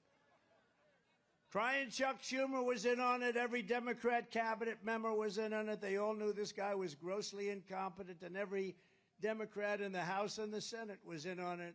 It was a scam.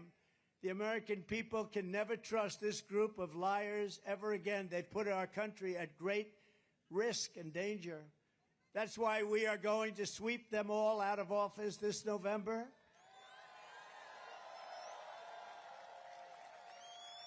I believe it'll be an election like no other. But the biggest problem for the radical left Democrats is that their candidates are very much, if you take a look, mentally deficient. Is that a nice statement? They are mentally deficient. I'm saying that because the other term is too tough. The biggest problem is that their policies are no good. Their policies are horrible. Americans want strong borders, not open borders. We want low taxes, not high taxes. You know, they want to increase your taxes 4 times, by 4 times. We want a strong military, not a woke military. We don't have a woke. We have some woke generals at top, but they'll be gone so fast your head will spin. But we have a great military. We have a military that defeated ISIS in 4 weeks once I got in. We want no inflation, not 30 or 50% inflation, which is what you had. Think of it. You were destroyed. People were destroyed with the inflation. I don't even order bacon anymore. You know, bacon's gone up like 5. I said, it's too expensive. I don't want it. I don't want it. No, it's gone up many times, right? Byron likes bacon. Bacon, I think maybe, how many stand up, Byron? Byron, how good is Byron? They say it's gone up 4 times since 4 times. So we don't eat bacon anymore, right? No more. We want American energy independence, not all electric cars and the Green New Scam. It's the greatest scam. Above all, we want America first, not America last. They want America last. What they're doing to our country is not even believable. That's why Florida is going to defeat the radical left Democrat hoaxers and liars. And the election day, we are going to tell crooked Joe Biden, Joe, you've done a horrible job. You're fired. Get out, Joe. You're fired.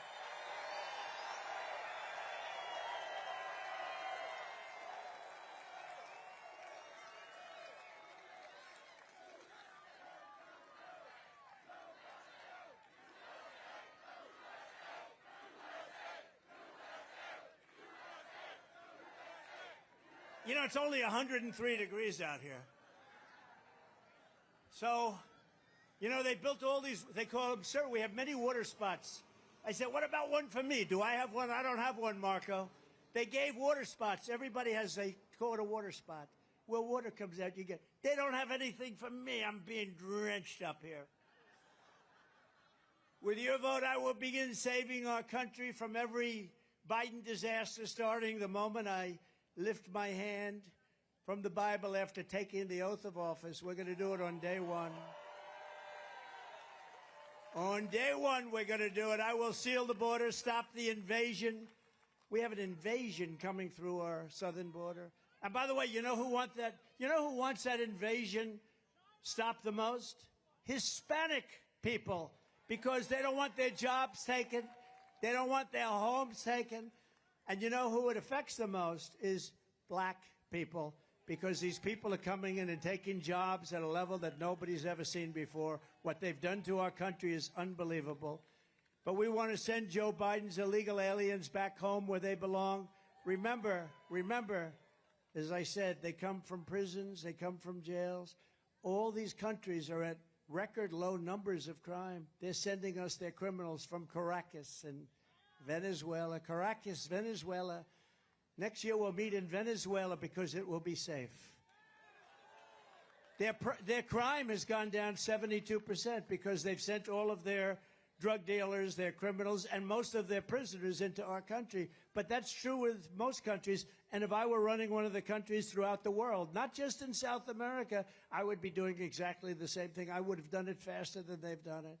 But our country is being destroyed. 2 weeks ago, it was revealed that Biden and Harris have allowed more than 50 radical Islamic terrorists, some of the worst in the world, by the way, to cross our border and remain at large in our country, and we have no idea where they are.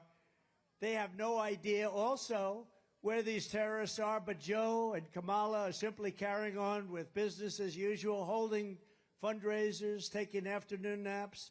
And as Joe says, I want to go to the beach today. The guy thinks he looks good in a bathing suit. Did you ever say? No, somebody in his staff told him, you look great in a bathing suit. He can't lift the chair. You know, those chairs are meant for children and old people to lift. Old people and children. And he can't lift them. They weigh about 4 ounces. When I'm president, I promise you this, I will not rest until we have found these radical Islamic terrorists and throw them the hell out of our country. We're going to get them out of here.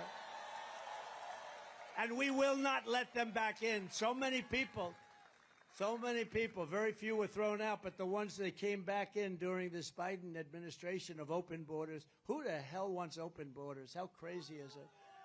Under the Biden border disaster, other countries are emptying out their prisons and their jails. They're emptying out their mental institutions. And I go a step further. You know what an insane asylum is, right? Did anyone ever see the lovely movie Silence of the Lambs? Did you see it? Did you ever hear of Hannibal Lecter? He was a lovely man. He would love to have you for dinner. He will take you. You had many people for dinner. Well, we have a lot of people coming in They always say, oh, that's terrible, that Trump would say. He is rambling about Hannibal Lecter. No, I'm not rambling. We are allowing people from insane asylums and mental institutions into our country by the tens of thousands, and they're closing them down in other countries. You know the cost savings and all of the savings? And sending bloodthirsty terrorists, savage gang members, and child predators into the United States to prey on our people, to prey on you, to prey on everybody. They're coming not only from South America, but from all over the world, from Asia, Africa, and every other place. They're coming from all over the world. 2 weeks ago, I spoke to the grieving mother, Jocelyn Nungari, a precious 12-year-old girl from Houston who is tied up, stripped, assaulted, raped, strangled to death after walking the block to a 7-Eleven store on the corner. Her body was dumped near the side of the road in a shallow creek, charged with Jocelyn's heinous murder. Beautiful, beautiful girl. The mother is devastated. Pretty much, I would say, over. The mother, I don't know. I spoke to the mother. Mother is just as you would be, as anybody would be. But charged with Jocelyn's heinous murder are 2 illegal aliens who Joe Biden set loose into our country. He let them loose, and they knew who they were. They came across our border claiming they feared for their lives. No, other people they feared for their lives when they saw these 2 guys. They didn't fear at all. They had no fear. They're tough people. And Joe Biden and his group of people let them in. We're going to bring back, by the way, we're bringing back Tom Homan. We're bringing back all of the guys that did such a great job on the border. We had the greatest border in history. Brandon Judd, great people. These are great people. One of them was in the country for only 20 days before ending Jocelyn's beautiful American life, and recently in Virginia at Trump National Golf Club in the Potomac River, I had lunch with the mother of and the sister of Rachel Morin. Rachel was a 37-year-old beautiful mother of 5 who was attacked, raped, and brutally murdered while out on a run. She was running. She always wanted to keep herself in good shape, her mother told me. She was a beautiful person. Police believe the sadistic monster charged with Rachel's death first killed another woman in another country, then fled across Joe Biden's wide-open border into the United States, after which he attacked a 9-year-old girl and her mother in a home invasion in Los Angeles before murdering Rachel in Maryland. When I return to the White House, we will stop the plunder, rape, slaughter, and destruction of our American suburbs and cities and towns. We're going to stop it. We will shut down deadly sanctuary cities. I will shift massive portions of federal law enforcement to immigration enforcement. We will close up our border, and we want people to come in, but they have to come in legally. They have to come in legally. And on day 1, we will begin the largest domestic deportation operation in the history of our country. We have no choice.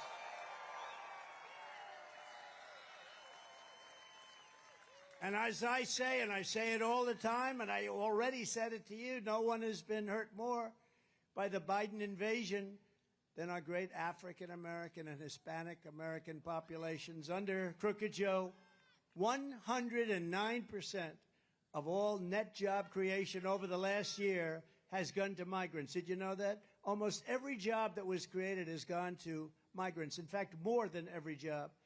It's crushing wages for American workers, draining resources for American citizens, and stealing American jobs. And they are stealing them at levels that nobody's ever seen before. Joe Biden wants to be the president for illegal aliens, but I will be the president for law-abiding Americans of every background, every walk of life, and every race, religion, color, and creed. Joe Biden's job numbers are fake. They're fake numbers, and the fake media knows it, but they don't look at all of them back there. Oh, that's a lot, Marco. That's a lot, Marco. I think they probably think I'm going to be announcing that Marco's going to be vice president. I don't know. Because that's a lot of press. That's a lot of press. They're also overwhelmingly part-time jobs, which really means that they're second jobs of people who are struggling to get by. They're being taken by the illegal migrants that are coming into our country in these record numbers. We've never seen anything. It is indeed an invasion. When I return to the White House, I will once again be the greatest jobs president that God has ever created.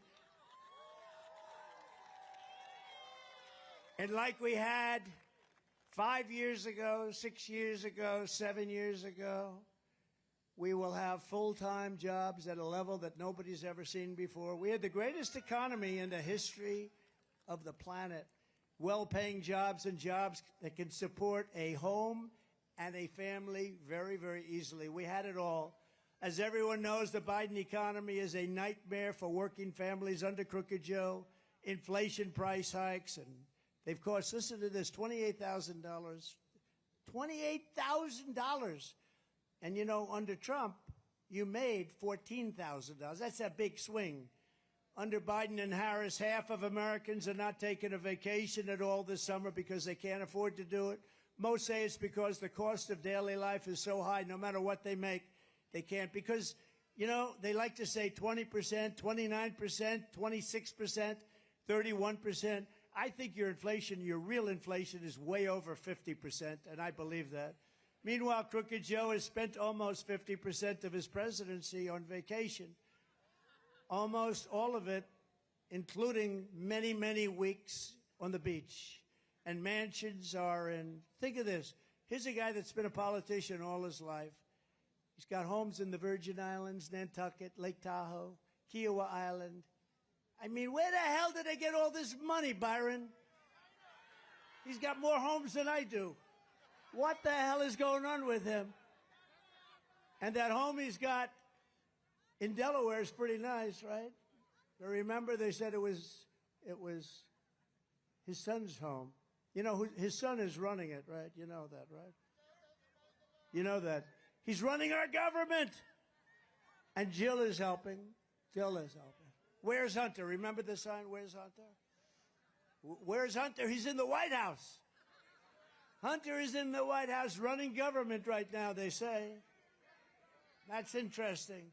No wonder Joe doesn't want to give up the job. His own staff says that the only hours he works are 10 a.m. to 4. Does anybody here have a job like that? Raise your hand, please. And I doubt he even spends that. And today he's with the people from NATO. And these people are sharp. I know them very well, every one of them. They're very smart. They're at the top of their game. And they're saying, what the hell is with this guy? We can't figure it out. You know, I saved NATO because when I went down, hey, Barack Hussein Obama, has anyone ever heard of him? He would go and, you know, go to wherever they're holding the NATO meeting, and he'd make a nice speech and he'd leave. And Bush would go and make a nice speech and he would leave, in all fairness. Bush, oh yeah. But he'd make a nice speech and he'd leave. They'd all go make speeches and they'd leave. They wouldn't even stay there a day. I went and didn't make a nice speech. I said, what the hell are you doing? Nobody's paying. Nobody was paying. But I didn't want to be obnoxious because I felt, you know, it's the first time I'd ever done this. I went. I didn't even know what the hell NATO was too much before, but it didn't take me long to figure it out, like about 2 minutes. And the first thing I figured out was they weren't paying. We were paying. We were paying almost fully for NATO. And I said, that's unfair, but I didn't want to make a big mess. You know, I was president for about 15 minutes, and I didn't want to, you know, go after NATO as my first thing. But 6 months later, I went back to the second meeting, and I said, you know what? You're not paying your bills. You got to pay your bills. Somebody stood up from one of the countries, 28 countries, and only 7 were paying what they should be paying. 28 countries, think of that. And these countries, now we added a couple, but 28 countries. And they said, sir, could I ask you, I said, you have to pay your bills. They said, sir, may I ask you a question? If we don't pay our bills, will you protect us from Russia? I said, you mean you're delinquent? They said, yes, we're delinquent. Let's say we're delinquent. Would you protect us? I said, no, I will not protect you from Russia. The money came in by the billions. It came in. There's never been, right? There has never been. Where's Waltz? Where's Congressman Waltz? Am I correct, Mr. Guy? This guy loves the military. He gets sick when he looks at what we're doing, but he loves it. Is that right? I got billions and billions, hundreds of billions of dollars came pouring in because he said, oh, this guy's a little different than the other guys. But Joe Biden is a part-time president while you are working overtime to get by. He's a part-time president. He doesn't work. Well, he can't work because he's mentally no good. He's shot. But he was shot 25 years ago. You know, he was never a smart person. In fact, Ted Kennedy was actually a friend of mine. Can you believe it? Because of Palm Beach. He lived in Palm Beach.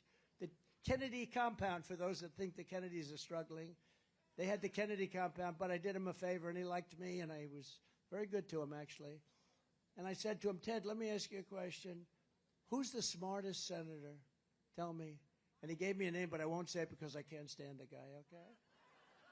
I'll tell you later, Marco, who he said. It wasn't you because you weren't there yet, so it can't be.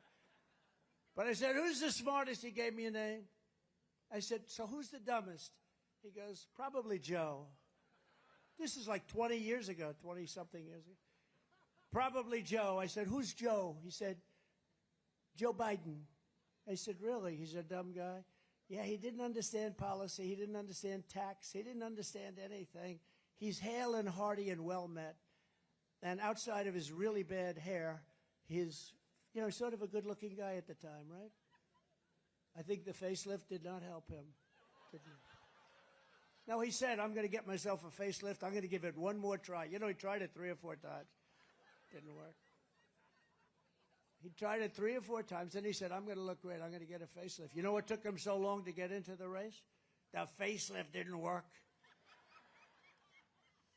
Under my leadership, we will make America affordable again so that every American family can afford to take a thing called a vacation. Isn't that nice?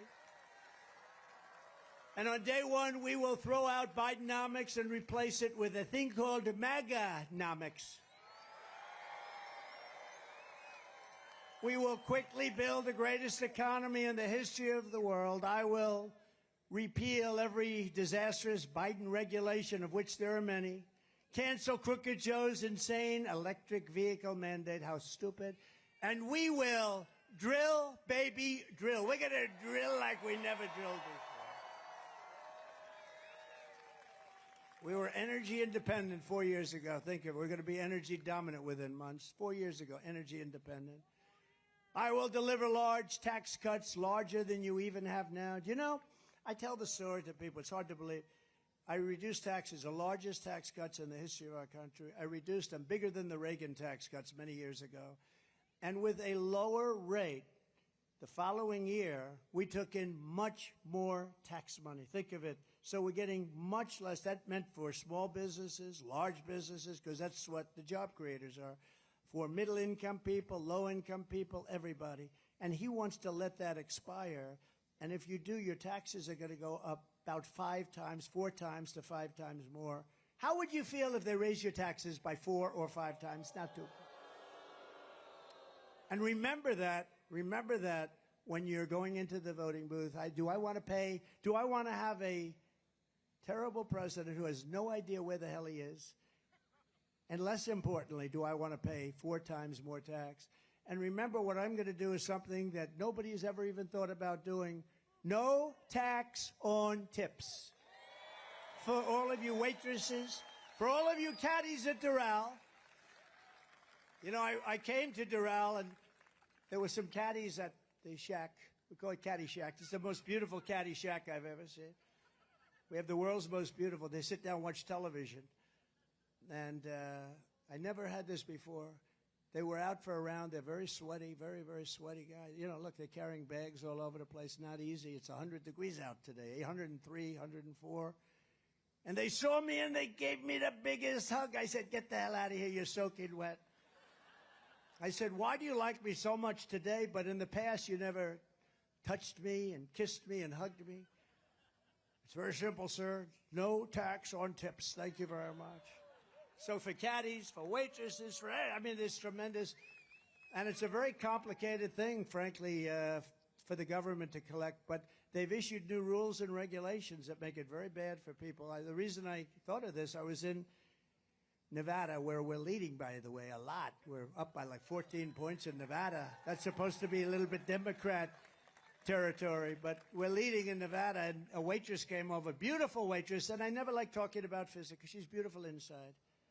Because You never talk about a person's look, ever. You never mention it. The other day, I got very angry. Some man called Chris Christie fat.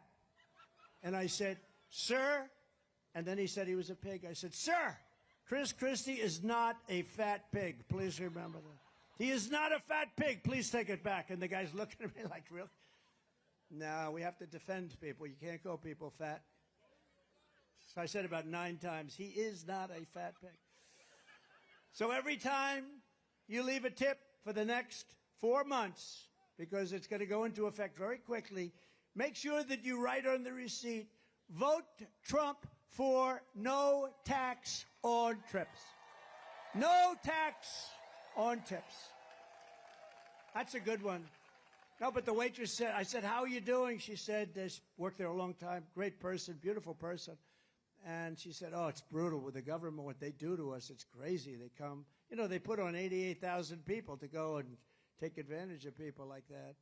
And she said, it's brutal. I said, you know, I have a great idea. How about no tax on tips? That was the extent of my study. One waitress. But it's true. It made so much. Isn't it funny that nobody ever thought of that but me? Isn't that weird? But it's a great thing, and they deserve their money. They work hard for it. They deserve it. They deserve it. Marco, you're going to vote for it, I hope. Well, you may or may not be there to vote for it, but you'll be involved. It's no wonder Joe Biden and his thugs are so desperate to stop us. They know that we are the only ones who can stop them. That's why they are weaponizing law enforcement against their opponents. They are turning America into communist Cuba or socialist Venezuela. By the way, Venezuela is much more than socialist by now. You know that, right? We got. Who's here from Venezuela? Who's here from Cuba? You know, I had it all done with Cuba. I was going to, they didn't rig the election. Within 6 months, we were going to have that all worked out. They were ready. Then Biden came in, right? Then Biden came in, he opened it up. It's a disgrace. Trying to silence dissent and put their political adversaries behind bars. He wants to put me behind bars. My parents are looking down saying this was not planned when he went to the Wharton School of Finance. The great Alphonse Capone, you know Alphonse, a very nice gentleman, very fine man. Scarface, they call him in some territory. Here's a scar from here to here. He didn't get it by playing tiddlywinks either. No, he was a guy that, see this man right up here is a very tough guy. I know him, he's tough as hell. If he ever had dinner with Al Capone and Al Capone didn't like him, he'd look at him and say, are you mocking me? And this guy would go, no, no, I promise I'm not. But if Alphonse didn't like you, you'd never see him again, darling. Your husband would never be home again. He'd right now be a part of a foundation of a very tall building. But Al Capone got indicted less than I did. Think of it. Alphonse Capone. My parents would look down. They were so great. They're saying, how did this ever happen to my son? But you know what? We're finding out, and everybody knew, and I've been saying it's a total fraud. It was election interference. That's all it was. All Biden. They're all Biden indictments, the local ones, the state ones. They're all Biden indictments. He's a bad guy. And he's unleashed a horrible thing on this country. He's really done. Wouldn't you say, Byron? He has unleashed a horrible thing because, you know, that can happen the other way around, too. But the Supreme Court came out with an incredible decision this week, and it was, I have great respect for the courage that they've shown. Great respect for the courage that they've shown. They have great intellect and great insight, incredible insight. They got it. They saw what was happening, not only with me, but with other people, what they did with the Fisher verdict. You know the Fisher verdict, right? That has to do with the J6 people. They had great decisions this last week, decisions on regulations that are going to free up businesses and allow businesses to hire people and thrive. All of their persecution is only happening because I am running for president and leading very big in every single poll.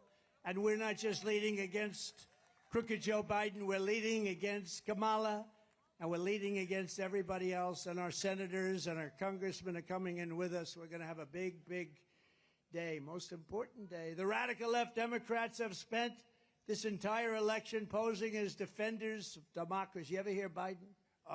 He's a threat to democracy. He doesn't even know what the hell the term is. Trump is a threat to democracy. This guy. Low IQ. He's a low IQ individual. But they're lying in the entire world of Joe Biden's condition. I mean, you see his condition. You see them frantically trying to overturn the results of 50 state primaries and install a new candidate at the behest of their very rich donors. Do you know that we took in record numbers over the last 4 weeks, and most of it was taken in with small donors, $61 on average, $61. And those people vote. But the Democrats, I think that their funding is stopping because I think they're rich donors. They have a lot of rich donors. We have some, but we don't really focus on it. We focus on the small donor. To me, one thing, every small donor votes. The rich donors, they're in Monte Carlo during the election. You know, how's the election going? Joe Biden is a threat to democracy. He is a major threat to democracy, and Democrats are the ones who really want to destroy democracy in our country. The radical left Democrats rigged the presidential election in 2020, and we're not going to allow them to rig the presidential election in 2024. And every time the radical left Democrats, Marxists, communists, and fascists indict me, I consider it a great badge of honor. I do. Because I'm being indicted for you. Never forget, our enemies want to take away my freedom because I will never let them take away your freedom. It's as simple as that.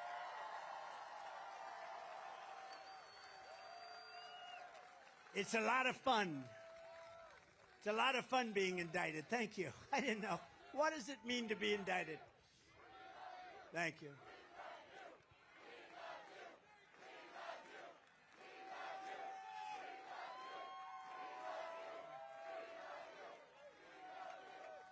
They want to silence me because I will never let them silence you. And in the end, they're not after me. They're after you. I just happen to be standing in their way, and I always will be standing in their way. We're not going to let happen to our country what's happened to so many countries that many of you people were very much involved in through your parents and grandparents. You know what happened to so many of those countries. We're thrilled to be joined tonight by many fantastic Florida patriots, including a man who's become really a friend of mine. We had a vicious campaign for a while, and he was tough and he was smart. And I got to really know him well over the years, and he's a fantastic guy, Senator Marco Rubio. Marco? Thank you, Marco. Thank you. And you have a great tandem because you have another great senator who was a great governor, fantastic governor, Senator Rick Scott. Thank you, Rick. Thank you. Thank you, Rick. We have a lot of congressmen. Let's introduce it. What the hell else do we have to do, right? Should we introduce? And by the way, at the end, do you want the music or do you want no music? Music, ready? Music or no music, ready? Who wants the music? Who wants a little bit quicker, no music? I think we have music tonight. Get the music ready. Get the music ready. We have some incredible, talented warriors, representatives.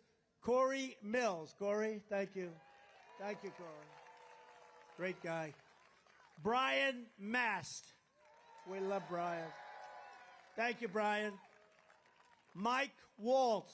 Thank you, Mike. Doing great. A man I'm not going to get into a fight with him anytime soon. Byron Donalds, who's fantastic. His wife, by the way, is a true expert on education. I say, stay ready. Thank you, Donna. Thank you. Thank you, Donna, for being here. Appreciate it. Great, great person. Maria Salazar. Thank you, Maria. Great. Thank you very much. Carlos Jimenez. Carlos. Good man. Mario Diaz-Balart. Thank you. Thank you. Great job. You have a fantastic lieutenant governor who's here, Jeanette Nunes. Jeanette, thank you very much. Thank you. Thank you, Jeanette. Thank you. And Florida State Senators Debbie Mayfield. Thank you. Thank you, Debbie. Thank you very much. Ileana Garcia.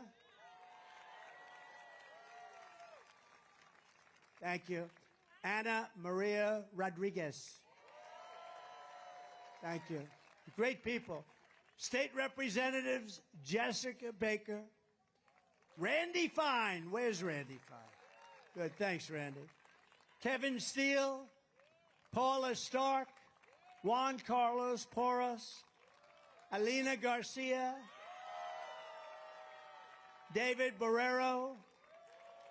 Fabian Pasebe. Fabian, thank you.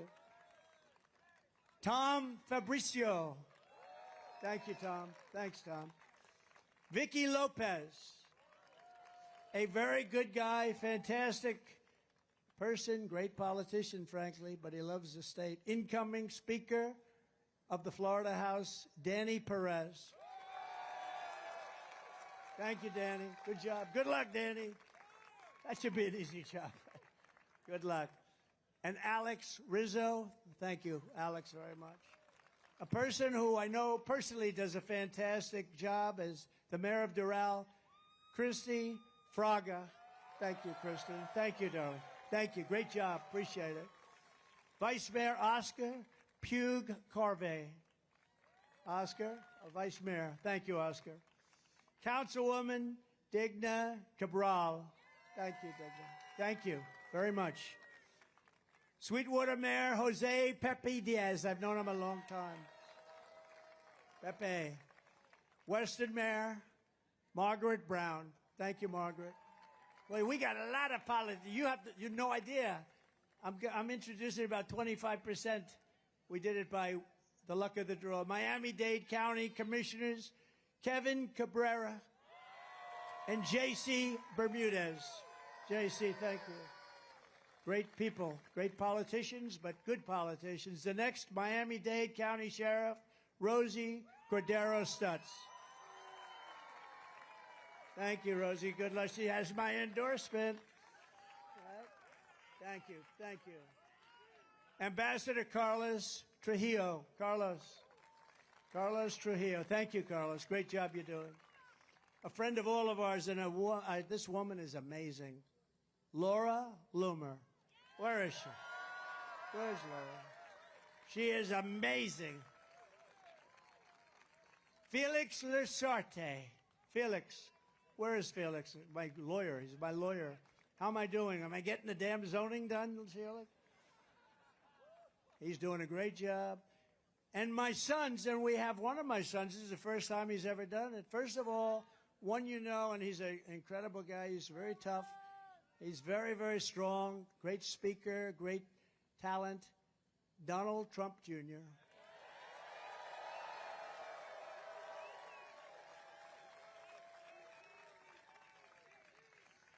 And another son who's here tonight. I love when my sons and family come, you know, it's really nice. Somebody who's fantastic, works so hard, so smart, has a great wife, as does Don. Oh, you like Laura, right? Let's get off Eric and let's talk about Laura. Laura's only the head of the Republican Party. She's upwardly mobile. She's upwardly mobile. But a man who's done an incredible job at the company, and I think there has never been a human being that's had more subpoenas. Every day Congress would serve a subpoena on him, and he has done some job, I'll tell you. Eric Trump.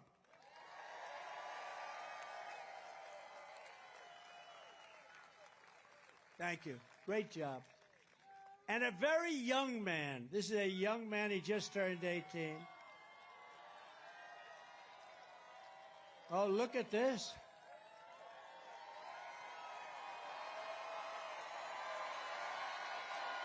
A very young man who's now going to college, got into every college he wanted to, and he made his choice. And he's a very good guy, I'll tell you. You know, I'm not allowed to call them boy, but he is my boy. He's my boy. They're all my boys, right? When you have sons, they can be Any age, they're your boy. They're always going to be. And he's a very special guy. Barron Trump. This is the first time he's ever done this. Barron.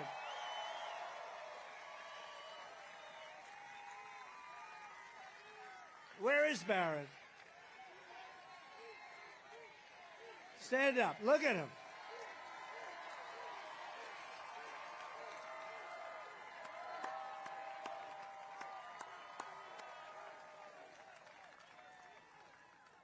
That's the first time he's done it. That's the first time, right? Hey, you're pretty popular. He might be more popular than Don and Eric. We got to talk about this.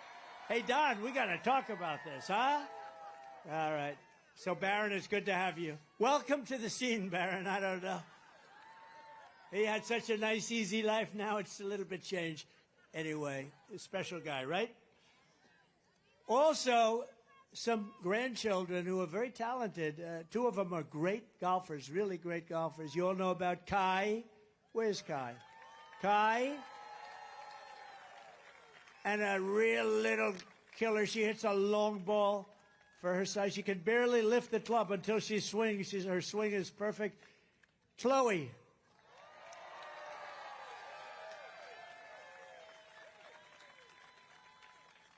And Don Jr. is here somewhere, I think. Vanessa is here. Oh, there he is. Good. Hi, Don.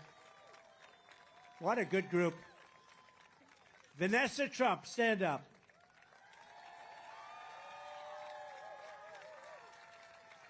Thanks. Thank you, Don Jr. That's good. Don the Third. And also a real friend of the family. She's been friendly. You know, she started off on The Five years ago, and she made that show very successful. She was the star of that show, actually. And she was always good to me a long time, long before I knew her in this capacity. And she was really a big star on television, very, very big. The Five, when it was just in its infancy and it was hot as it could be. Kimberly Guilfoyle. Thank you, Kimberly. And she hasn't stopped. So thank you all for being here. And I know I didn't introduce many congressmen and lots of others, but I think we have to get back to the business at hand. Is it too hot for anybody? No, not bad. Once you get used to the fact that you're soaking wet, from the moment we take back the White House from crooked Joe Biden, I believe we are going to have the 4 greatest years in the history of our country. Before I even arrive at the Oval Office, shortly after we, all of us together, win the presidency, I will have the horrible war between Russia and Ukraine settled, and I will prevent our nation, and we will prevent the whole world from entering World War III, because that's where we are. We're very close to World War III, and Biden doesn't have a clue. We should have never allowed, if you think about it, Russia, Ukraine would have never happened. October 7th, the attack on Israel would have never happened. Inflation would have never happened. Think of our country if the election wasn't rigged. Think of it. Think where we'd be if they didn't rig that election. So we're not going to let it happen again because our country won't exist. It would be I believe it would be the last election we've ever had if anything happened. I really believe it. We're not going to let that happen. You got to get out and vote. If I was president, though, and think of it, Afghanistan, one of the most embarrassing moments in the history of our country, would also never have happened. It would have never happened. You know, Ukraine, when you think Ukraine, I had a very good relationship with Putin. We talk about it. It was the apple of his eye. Would have never happened. I told him, can't do it. You're not going to do it. October 7th, the attack on Israel, I knew it so well. They had no money because the purveyor of funds was Iran, and Iran was broke. They had all sorts of sanctions. Nobody could buy. China couldn't buy. China was a massive buyer of oil from Iran. I said, if you buy from Iran, you can't do business in the United States. And they did very well in the United States. And they didn't buy nobody, but Iran was broke. They had no money for Hezbollah. They had no money for Hamas. And we had no terror. You know, I always wanted to talk about it when I was president. I was 3 years in, 3.5 years in. I said, I want to just brag a little bit. I want to say that we had no terror. There were no terror attacks in 4 years, but I wanted to brag about it. But I wanted to wait till I got out, and now I brag about it all the time. We had very few terrorists allowed into our country. We had a year, 2019, where the charts come out, how many terrorists enter the country. Now, I think they're wrong because I can't believe it, but they actually had no terrorists. 0 terrorists came in 2019. That was a Trump year. Now we have thousands and thousands of terrorists pouring into our country from all over the world, and they're the worst terrorists in the world. They're the biggest and the worst, and we got them living in our country. They actually put down 2019, Trump, no terrorists, 0. I don't believe that, but that's what they have, and that was done by Border Patrol and others, State Department. I'll take it. I don't believe it, but it was very close to nothing, and they actually have 0 terrorists came into our country. We were tough on it, and we would not have Russian warships and nuclear submarines surrounding Cuba 60 miles off our coast. You know that, right? For all of you people in Cuba, congratulations. You're now being protected by Russia. Congratulations. Can you imagine that the press, the fake news, those people, they don't even talk about it. We have nuclear submarines and 5 warships in Cuba, and they don't even talk about it. If that happened to me as president, it would be the biggest story every single day. But they don't talk about it because they're fake and corrupt news.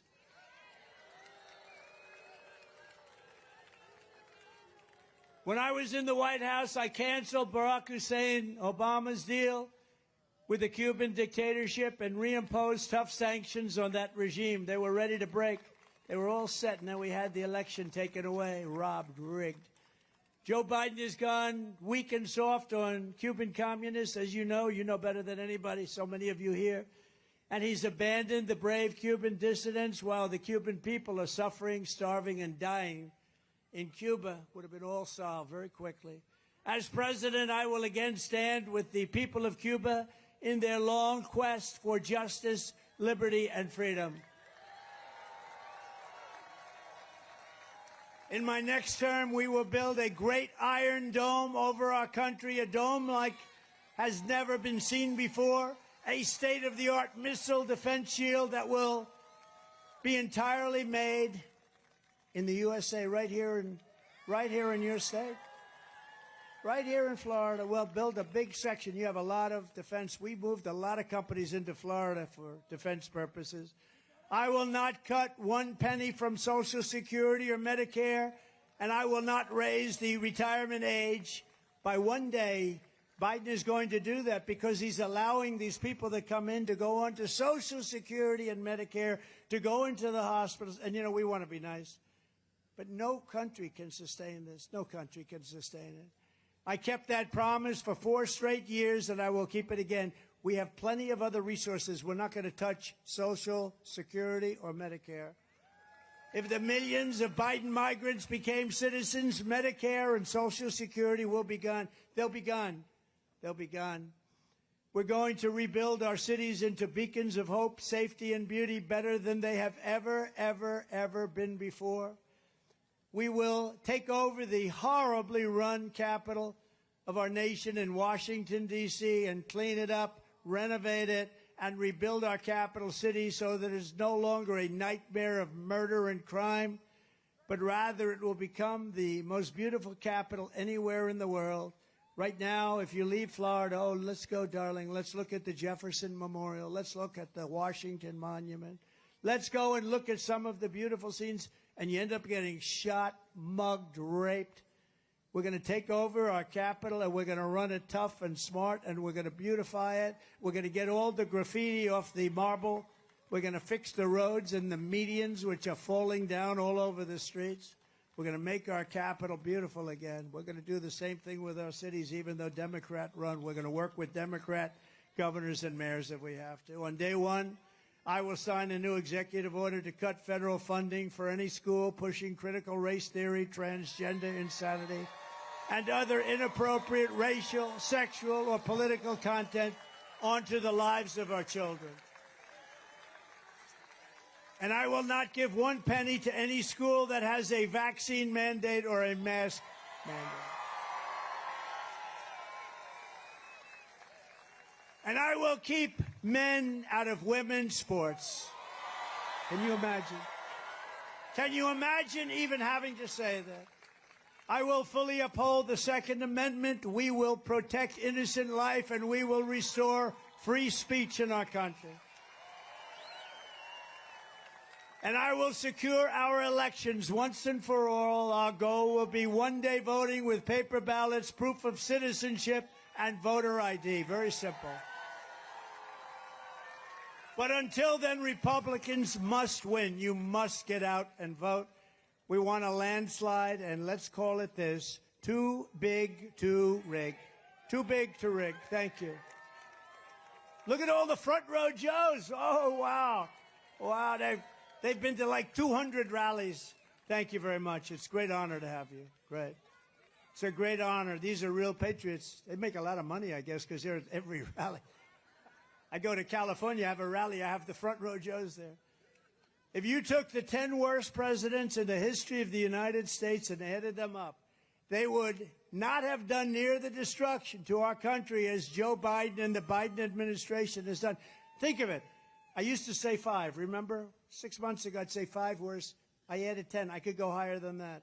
There's nobody that's done destruction to our country. And now we find out he probably doesn't even know he did it, okay? Joe, why did you do it? I did what did I do? So if you want to save America, get your friends, get your family, get everyone you know, and vote. You got to vote early, vote absentee, vote on election day, vote anytime you want, but vote and follow your vote. Make sure that it gets counted. You can do that. Follow that vote, because these people cheat like nobody's ever cheated before. Frankly, they're no good at policy, but they're good at cheating. And if you want to help us ensure election integrity, sign up at protectthevote.com.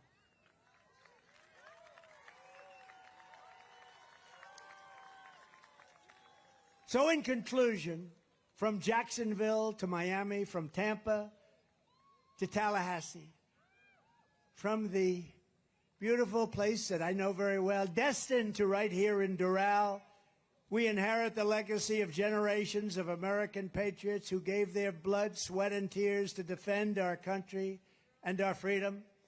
We stand on the shoulders of American heroes who crossed the ocean, settled the continent, tamed the wilderness, laid down the railroads, raised up those great, beautiful skyscrapers, won 2 world wars, and from right here in this beautiful state, launched our brave American astronauts to plant the stars and stripes on the face of the moon. Together, they made America into the single greatest nation in the history of the world.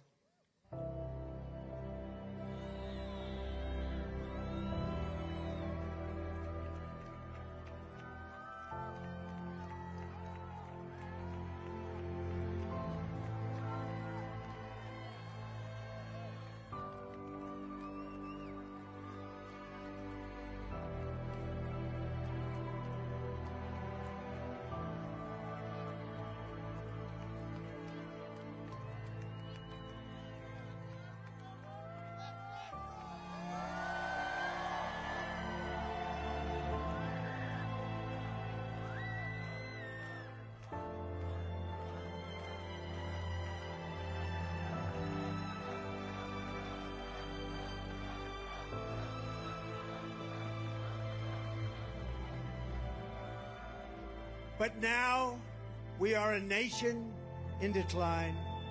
We are a failing nation. We are a nation that has the highest inflation in 50 years, where banks are collapsing and interest rates are skyrocketing. Likewise, we are a nation where energy costs have reached the highest levels in our history. We are no longer energy independent or energy dominant, as we were just a few short years ago. We are a nation that is begging Venezuela and others for oil. Please, please, please help us, Joe Biden says. And yet we have more liquid gold under our feet than any other country anywhere in the world.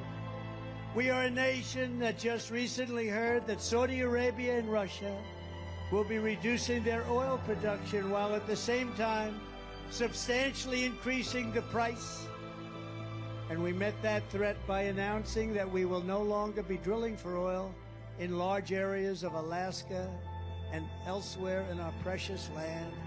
We are a nation that is considered and consumed by the radical left's Green New Deal, yet everyone knows that the Green New scam is fake and will lead only to our destruction.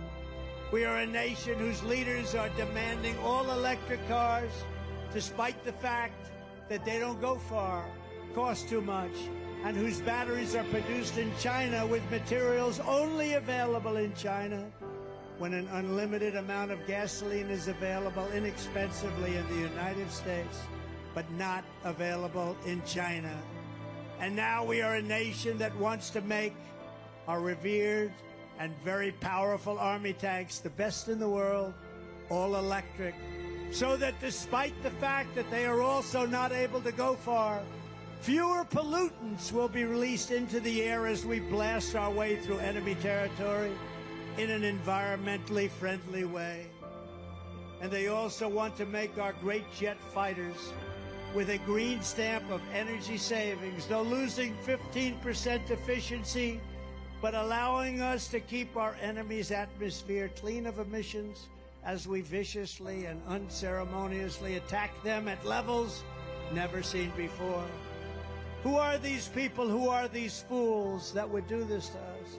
Who are these people who would ruin our country? We are a nation that ended oil exploration and production in the United States, just as the price of oil reached an all-time high. What other country would do such a stupid thing, a foolish thing, and self-destruct itself just like we've done for 4 years? Can we be energy independent and even energy dominant again? Yes, oh yes, and quickly, says President Trump. Yes, oh yes, and we will do it quickly. We are a nation that surrendered in Afghanistan, leaving dead soldiers, American citizens, and $85 billion worth of the finest military equipment anywhere in the world. We left it behind. And also abandoning Bagram, one of the biggest military bases anywhere in the world, and only 1 hour away from where China makes its nuclear weapons.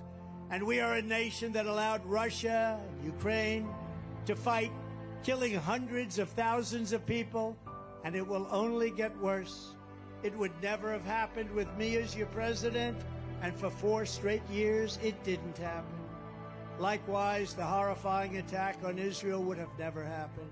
They wouldn't even have thought of doing such a thing if President Trump was in the Oval Office. Iran was broke under the Trump administration. They didn't have the money to fund Hamas, Hezbollah, and all of the other instruments of terror that they use. But those sanctions were lifted by a corrupt Biden administration. And now Iran is a rich country with $250 billion. Think of that. Iran now has, from nothing, they were broke. They now have $250 billion. $6 billion they also got for hostages. $6 billion. And for electricity to Iraq, they were given $10 billion, all compliments of an incompetent Biden administration. And China with Taiwan is next. We are a nation that allows radical left terrorists to violently attack our cities, leaving behind massive destruction and death, and nothing happens to the criminals that do these terrible things. There is no punishment. But when people who love our country protest on January 6th in Washington, they become hostages, unfairly imprisoned for long periods of time. But fortunately, the Supreme Court has just ruled, and they should be out soon.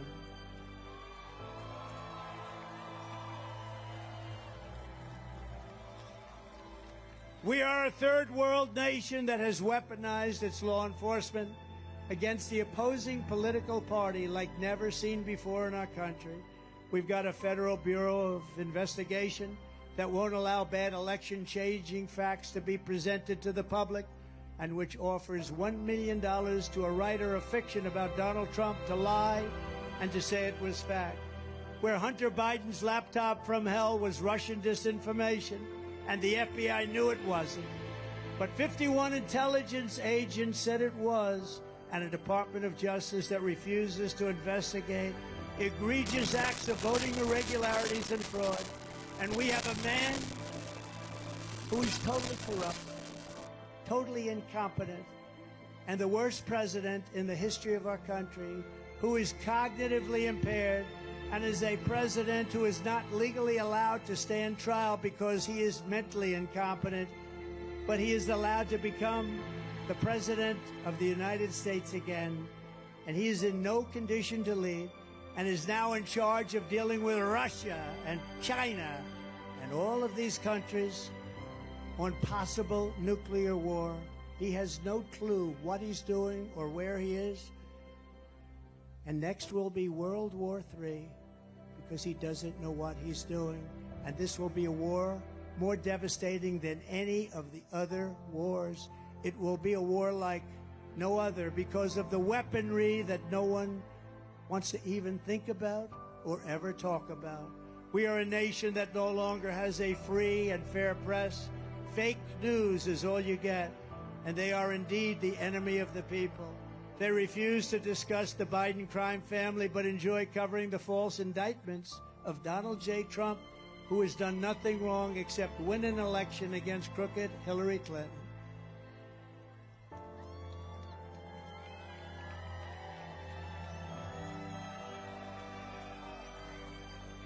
We are a nation where free speech is no longer allowed and where crime is rampant and out of control like never before.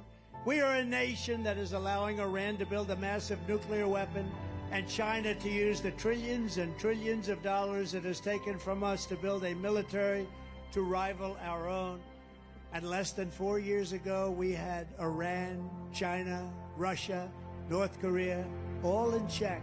They respected us. They were afraid of us. They weren't going to do a thing against us, and everyone knows it. Now Russia and China are holding summits to carve up the rest of the world.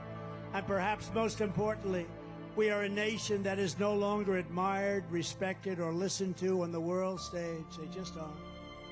We are a nation, in fact, that in many ways has become a joke. And we are a nation that is hostile to liberty, freedom, faith, and even to God. We are a nation whose economy is collapsing into a cesspool of ruin and whose supply chain is broken, whose stores are not stocked, whose deliveries are not coming, and whose educational system is ranked at the very bottom of every single list. We are a nation that just sold a once great company, United States Steel, to Japan. We are a nation whose stock market's continued success is continued and contingent on MAGA winning the next election. If MAGA doesn't win the next election, you will have a 1929-type depression. We are a nation where large packs of sadistic criminals and thieves are allowed to go into stores and openly rob them, beat up and kill their workers and customers, and leave with armloads of goods, but with no retribution, where the authority of our great police has been taken, where their families and pensions have been threatened, and their lives would be destroyed for the mere mention of the words law enforcement.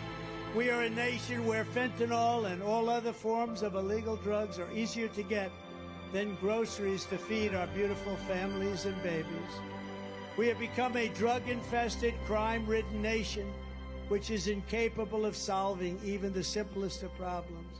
We will institute the powerful death penalty for drug dealers, where each dealer is responsible for the death during their lives of 500 people or more. Mothers will never again be forced to watch their children overdosing and hospitally. And we will never allow mothers to watch their child hopelessly dying in their arms, screaming, "What can I do? What can I do? Help me, God, what can I do?" We are a nation whose once revered airports are a dirty, crowded mess. You sit and wait for hours and then are notified that the plane won't leave, that they have no idea when they will, where ticket prices have tripled. They don't have the pilots to fly the planes. They don't see qualified air traffic controllers, and they just don't know what the hell they are doing. We are a nation that screens its citizens viciously at all ports, but if you are an illegal alien, you are allowed to flow through by the millions and millions right over our southern border. We are a nation that has lost its confidence, lost its willpower, and lost its strength. We are a nation that has lost its way.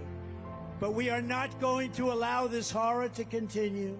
Less than 4 years ago, we were a great nation, and we will soon be a great nation again.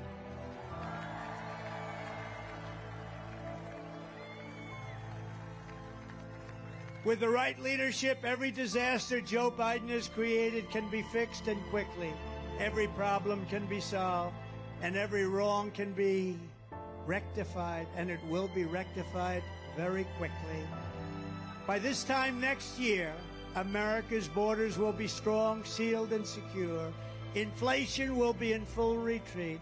Our economy will be at a level that will equal and even surpass what it was 4 years ago. Optimism will be surging. The American dream will be thriving again for citizens of every race, religion, color, and creed. Law and justice will reign all throughout our land. Freedom will be restored. The flame of liberty will be burning bright. Joe Biden, the worst president in the history of our country, will be a fading memory of the past, and our great silent majority, including the once forgotten men and women of our country, will be the one shaping America's magnificent future when I am the 47th President of the United States. Because we are all Americans, and together we will show November 5th to be the most important day in the history of America. We are one movement, one people, one family, and one glorious nation under God. And together we will make America powerful again. We will make America wealthy again. We will make America strong again. We will make America proud again. We will make America safe again. We will make America free again. And we will make America great again. Thank you, Florida. Thank you very much. Thank you, Miami. God bless everyone. God bless you all. Thank you.